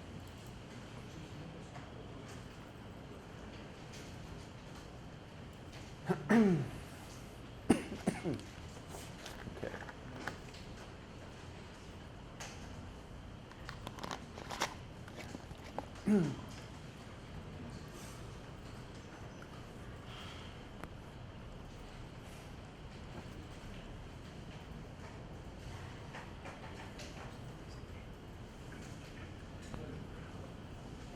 Okay, so,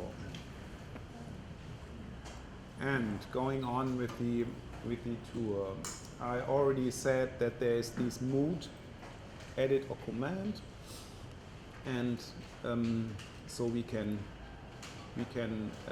keep an eye on this mood. Of course, I have now zoomed in too much and cannot see command and edit anymore, but it's in the status bar at the bottom, so you can see it there.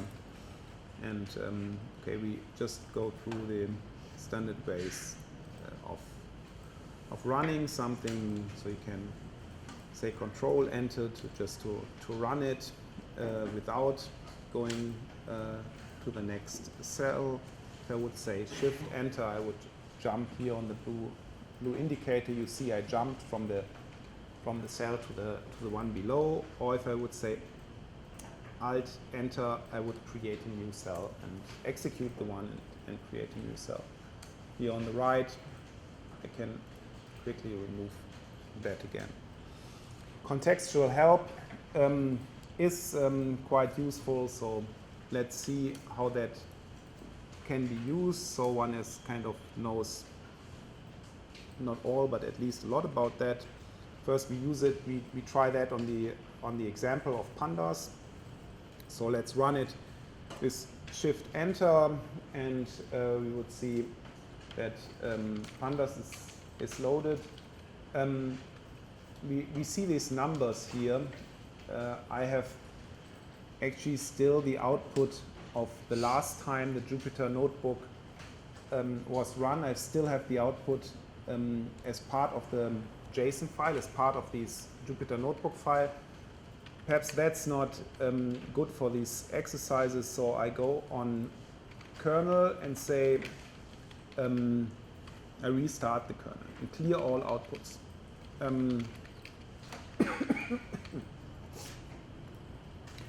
So So my output cells are now gone. You see in these brackets there are no numbers anymore. So these files, these command cells have not been executed yet. I run it again with Shift Enter, and then I see, okay, I have this one. So one has to keep in mind that you can run compute cells out of order, but in the background, of course, they are not out of order. They run one command after the other, and that's these numbers which show up. So you know, okay, in which order were these cells executed. But of course, first one is always the 1. And now we run the second compute cell and would import pandas here and can get help on these pandas, for example. We can first just say pandas, and we would see where these packages is installed. So we can see it's installed in this path. It's not on the system by default. Let me close this file browser to make it a little bit larger. It's installed on a different place where our modules are installed, and that's on the HPC systems. And here we just adapt the software setup on the cloud too.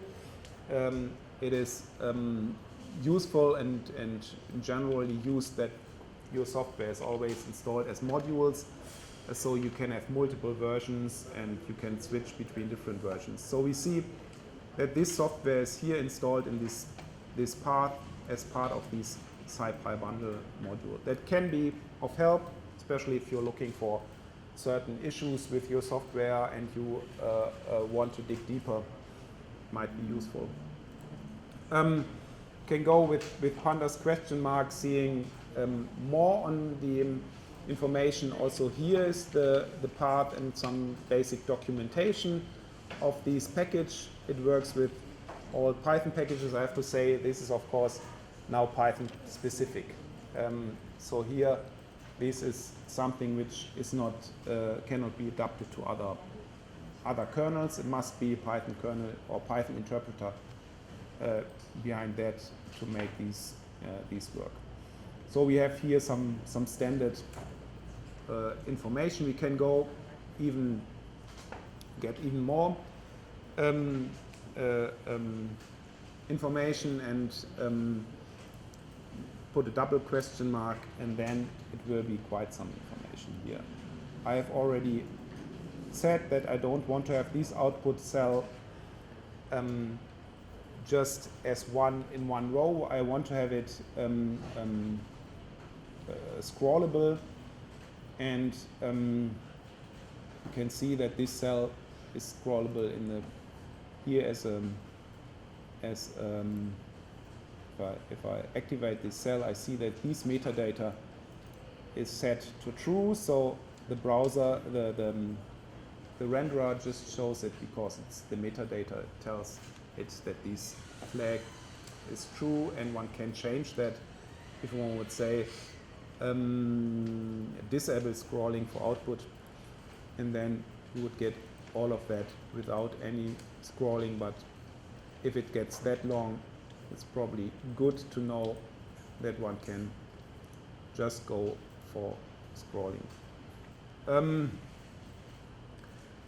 Okay, and then if you want to inspect there, we can say, okay, I first have to run. No, I don't have to run it.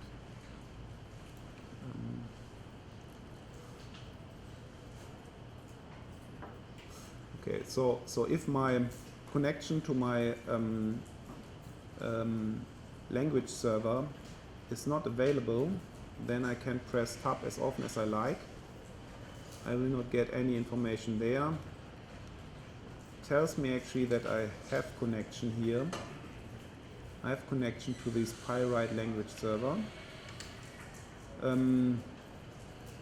Why this is not visible? It's puzzling. Perhaps we are, I don't know. So it should show, actually there it should show information and contextual help.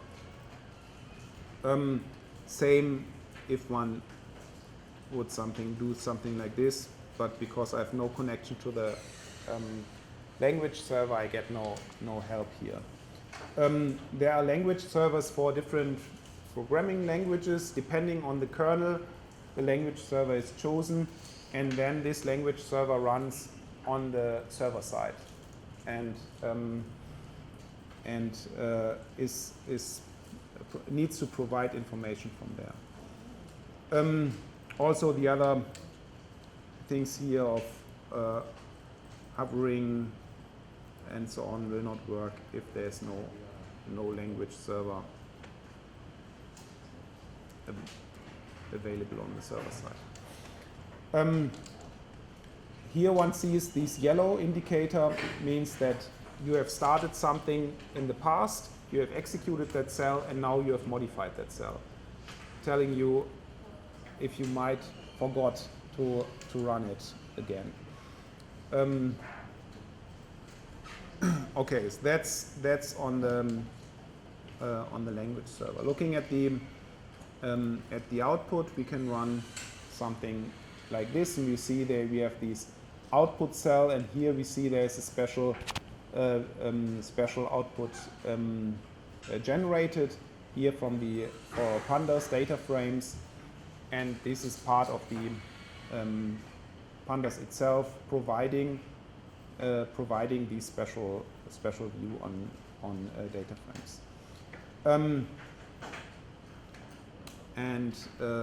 Same for matplotlib, provides also special features here. So this is the matplotlib extension, plotting that.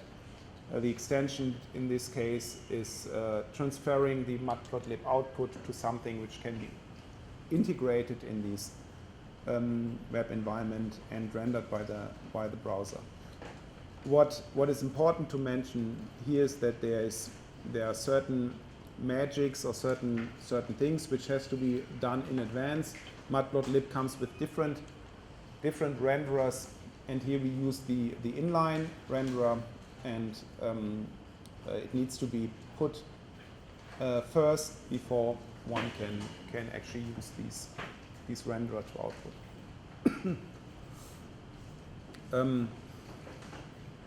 Okay, we can collide that if you click on the sidebar here. It goes up big and small. You can also say we want to collide all outputs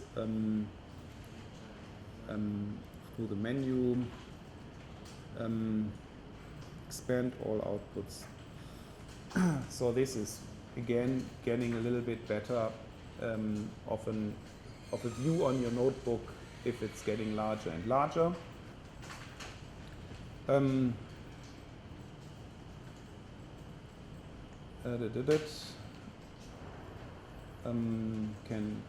Can say here we want to have create a new view for the output, so we are able then to have just that output in a separate view. If we now run the code here again, let's see that also the output gets updated, which is nice when you go through your notebook and you just want to have one special output always in your site.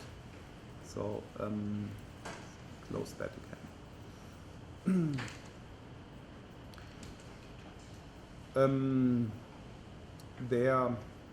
There are ways to help when you want to format your code. So you can select here the contextual help for the site to say, okay, I want to format my cell, and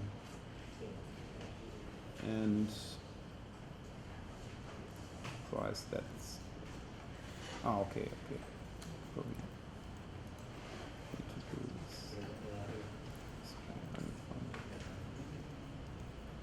There is if one goes to the advanced settings, I was playing around with that, probably I messed it up.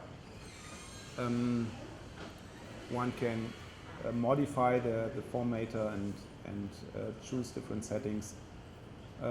I played around a bit in advance to test some other settings for the formatter, and by default it should run. Probably I just messed it up.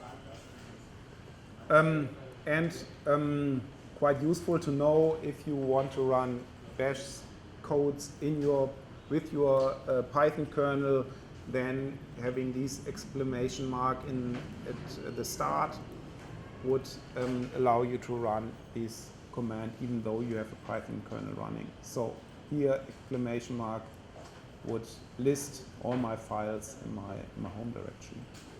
Again, I could say, okay, I want to have this now. Enable scrolling for output, and would get that. Then scrolling of my files in the home directory. One can, but this is again, this is now Python specific. One can also run JavaScript here through Python. It will be passed to the browser and then executed there. So this, of course, comes with kind of security issues.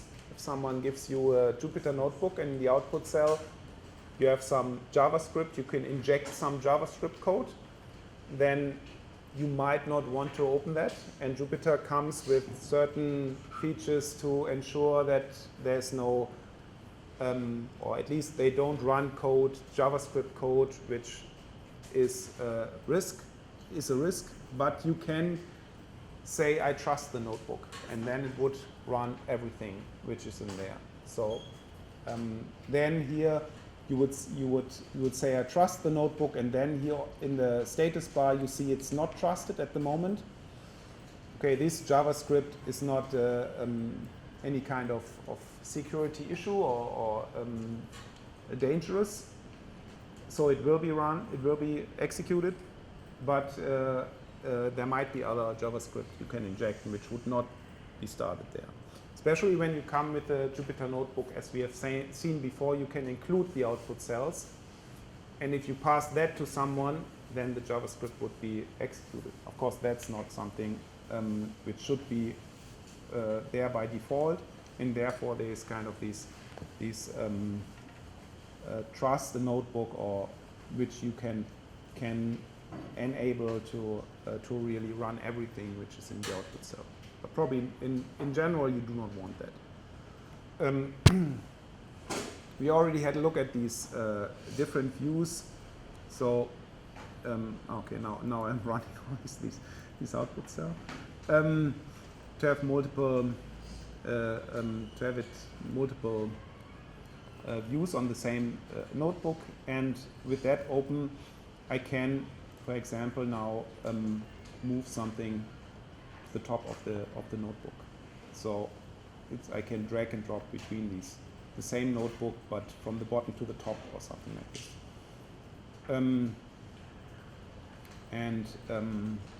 Yeah, and I already said that in Jupyter notebooks, this is a big drawback, I would say, that there is out of order execution. So if you run something and then you run the top cell again, then it's kind of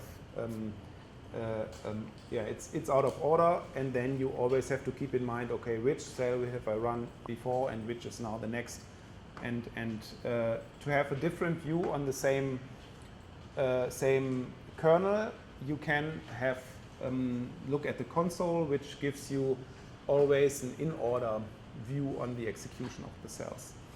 So it has no out-of-order execution, and so we could, for example, launch now Python console here. Let's move it on the other side and close this second view. And yeah, it would just run the command one after the other. Again, with the Shift Enter, you would run the command, and it would be just one after the other. And the nice thing is now that one can connect the Jupyter notebook, can connect this console and the Jupyter notebook with the same kernel. So if we want to share the same kernel, we can say on the top here we can say, let's say,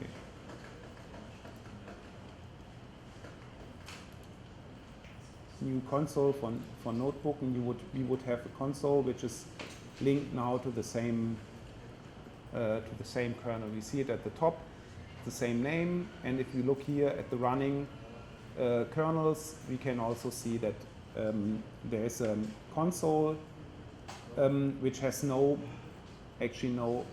specific kernel, or not its own kernel. It's just the same kernel as the notebook. And so as soon as we run some code here, it will be also executed, or not also, but it is the same kernel, and therefore we can, if we have look at the environment of the console,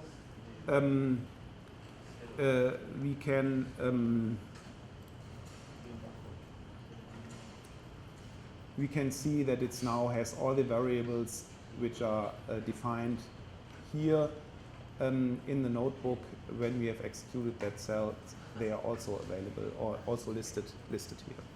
But we did not see the result, so we can say we want to show all kernel activities. And as soon as we say that and we run any cell in the Jupyter notebook, it will also pop up in the console. So this is a nice setup if one goes through through Jupyter notebooks debugging.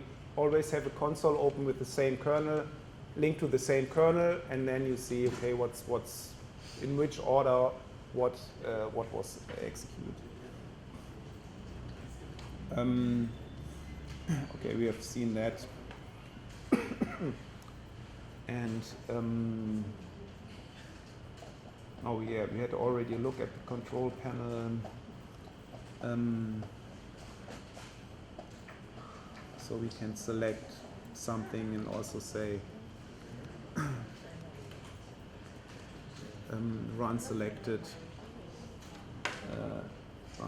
cells, run selected text, and then we see, okay, we have run these not in the Jupyter notebook. We don't see here one. We just executed it in the kernel. We see this kernel has now executed this number 15 and is showing it. And if I go back to the Jupyter notebook and I run it here, then I have this number 16. So I have here a 14 on top, and then the 16, and the 15 just comes up in my console. So it's good to keep that in mind, that the Jupyter notebook and the kernel, this is really something totally separated, and which here in this example can be, I think, clearly seen. Okay. And yeah, we can say we want to change the kernel of a running console and change it to here. We see that there are the kernels used in this session, and we can say we want to also connect it to the same kernel, to the Jupyter Lab coding kernel, and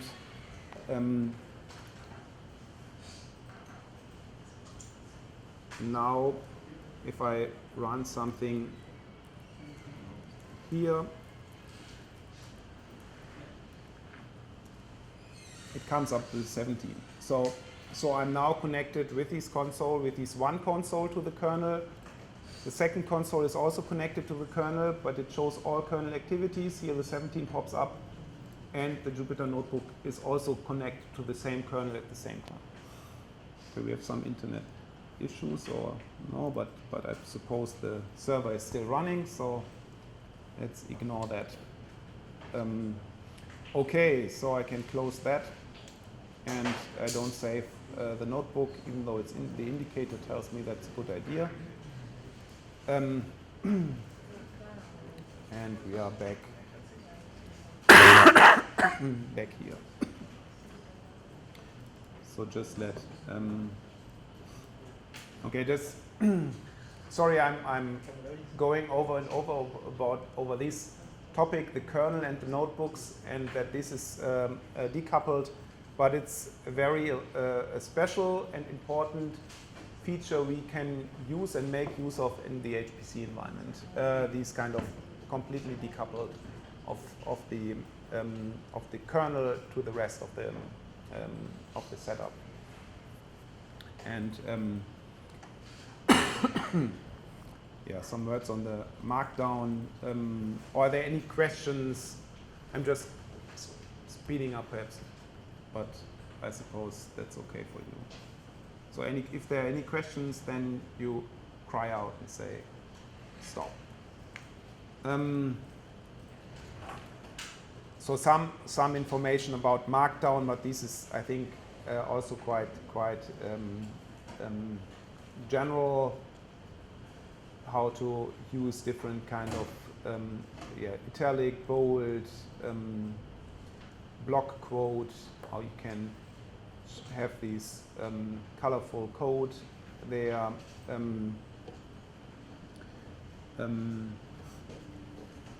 So if one starts something with these extra information on what code type that is, it will be colored. This is kind of nice, having checkboxes, tables, having some nice way of mathematical equations. Of course, you still have the full LaTeX there, but MathJax is in the background. Some words on graphics. It's adding some extra images. Or you can add. That's what I wanted to say here. You can add all kind of HTML extras if you want to do special kind of size of your image, or you want to have it left or right attached. This is then done through these extra HTML flags. All the HTML flags are read and interpreted. So here one sees it runs a GIF in here, and it even adds the complete GIF as an attachment. So if you drag and drop something like an image on the Jupyter notebook, or like this GIF, then going to the raw file information, having a look here at the raw text editor, then one sees that everything is attached inside the file. So passing it to someone else means that they have no external links they have to follow. That's a little bit big.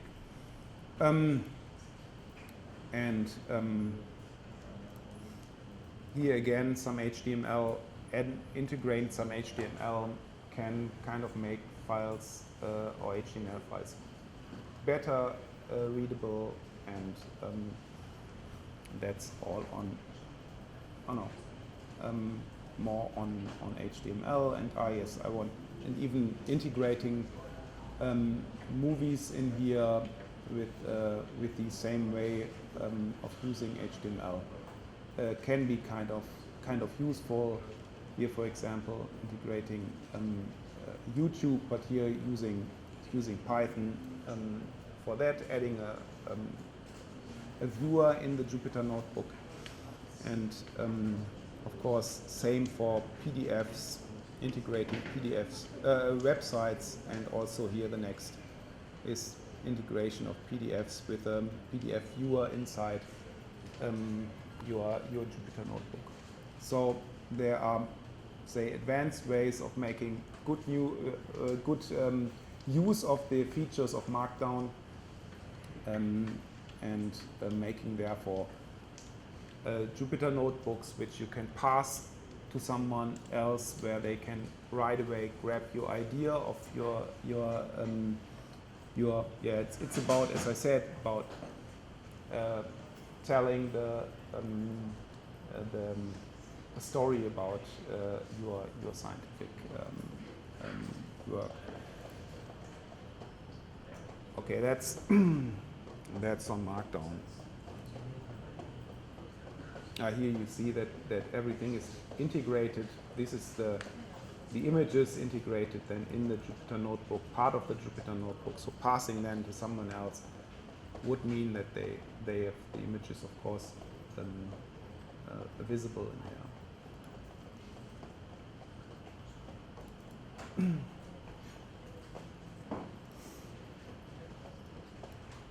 A bit on the magics. We already have seen the magics with matplotlib. So everything starting with the sign or double of that is a magic, which means it's a command to the kernel, which is then doing some things with depending on the command. And as it's a kernel, a specific command, different kernels have different magics. So this is the Python 3 kernel, and if you say ls magic here, then it will show you all the magics which are there for Python. We already see here there are line magics and cell magics. So there's a magic which just means that this one line, everything you need to run this one command and is that one line, and if it's twice the percent sign, then it's the whole cell which we passed or executed by this magic by the kernel. So there are all different kind of magics. This, for example, is one which just times this one command, can be useful. Just have to keep in mind that it will run this command multiple times and therefore can show you some deviation and so on. So here we see it has run this command 100 times and therefore can tell you something like how this about the measurement which goes beyond just running it once. That means that, of course, this cannot be easily used in a program if suddenly your lines are executed not once but 100 times. But anyway, it's an easy and quick way to do some measurements. We already have seen this matplotlib. I said there are multiple viewers which are able to render the plots. And if I want to see which are available, then one here can use this magic, which then lists the different renderers. I would say inline is the most used one. I have to admit I did not play with all of them, and I'm even skeptical all of them will right out of the box work. But inline is the one which is I would say the default.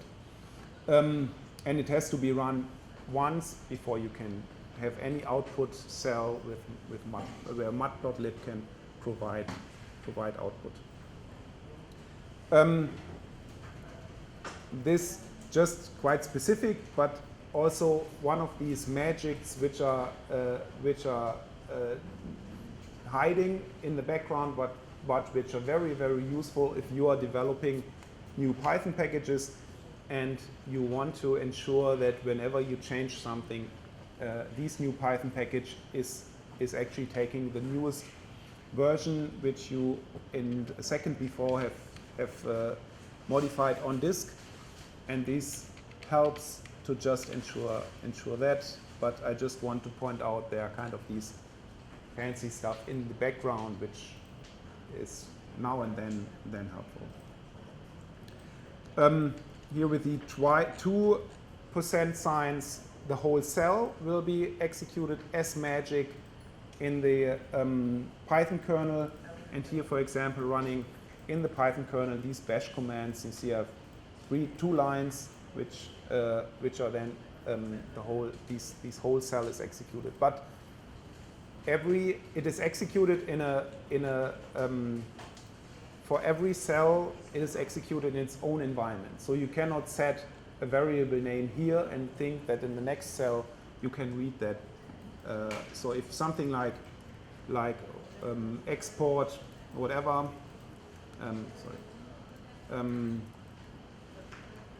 export, that would not mean that I can sorry, there it is. I can read that.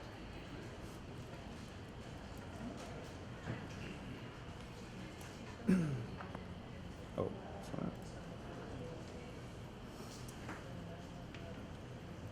Yeah. Dash. This way. So there is no foo in here, even though I've defined it here. So therefore, if you need something like this, you need to have a special bash kernel, which would mean that the whole environment is then in that kernel, even if you go from one cell to the other. And therefore, at least we have provided a bash kernel, which then allows to have your bash script in a Jupyter notebook, one step after the other. So there are these kind of, say, limitations when it comes to these magics. Write file, yeah.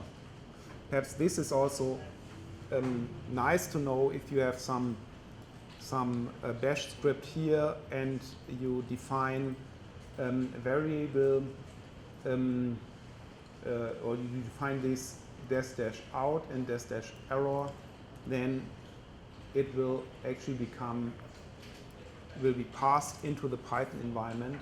And so you can see that we here have now this variable error and output, and we can read the standard error and standard output in Python. Okay. I have 1 minute left. I doubt that I will manage that. But you can go through. Yeah, that's not too much actually left. Shortcuts, one can tune and optimize all the shortcuts. It's nice to have that if it's really your environment where you are kind of a power user. And the debugger, I think it's kind of obvious how useful a debugger can be. And therefore, we are done, and I expect now that you are all experts in Jupyter Lab because you have heard everything on that, so no excuse. And tomorrow we can then build on that. And but I think it's only these lot of little things which are useful. They are not essential. I mean, if one have heard it once, I think it's kind of useful, but it's not that one cannot work with it if one does not know that there's a scrollable output or so. Yeah, there's probably much more to say, but I have just 10 seconds left, and so I have to stop here. Yeah, you are free to play around with it, and I was told to have a test, do a test at the end. I'm actually more used to workshops.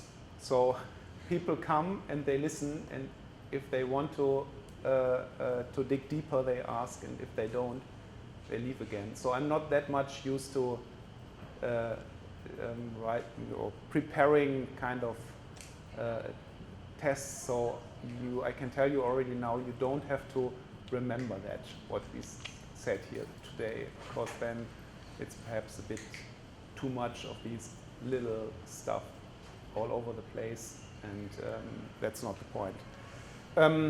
Yeah, but take the time and play with this system, and we will tomorrow go into Jupyter Lab for HPC. So today it was more like getting to know all these kind of surrounding and then setup, and then we dig in Jupyter for HPC and see what we can do with that on our side. Okay. So anyone counted the words I said in the last 3 hours? No. Okay, that's it. So you're free to leave, and see you tomorrow.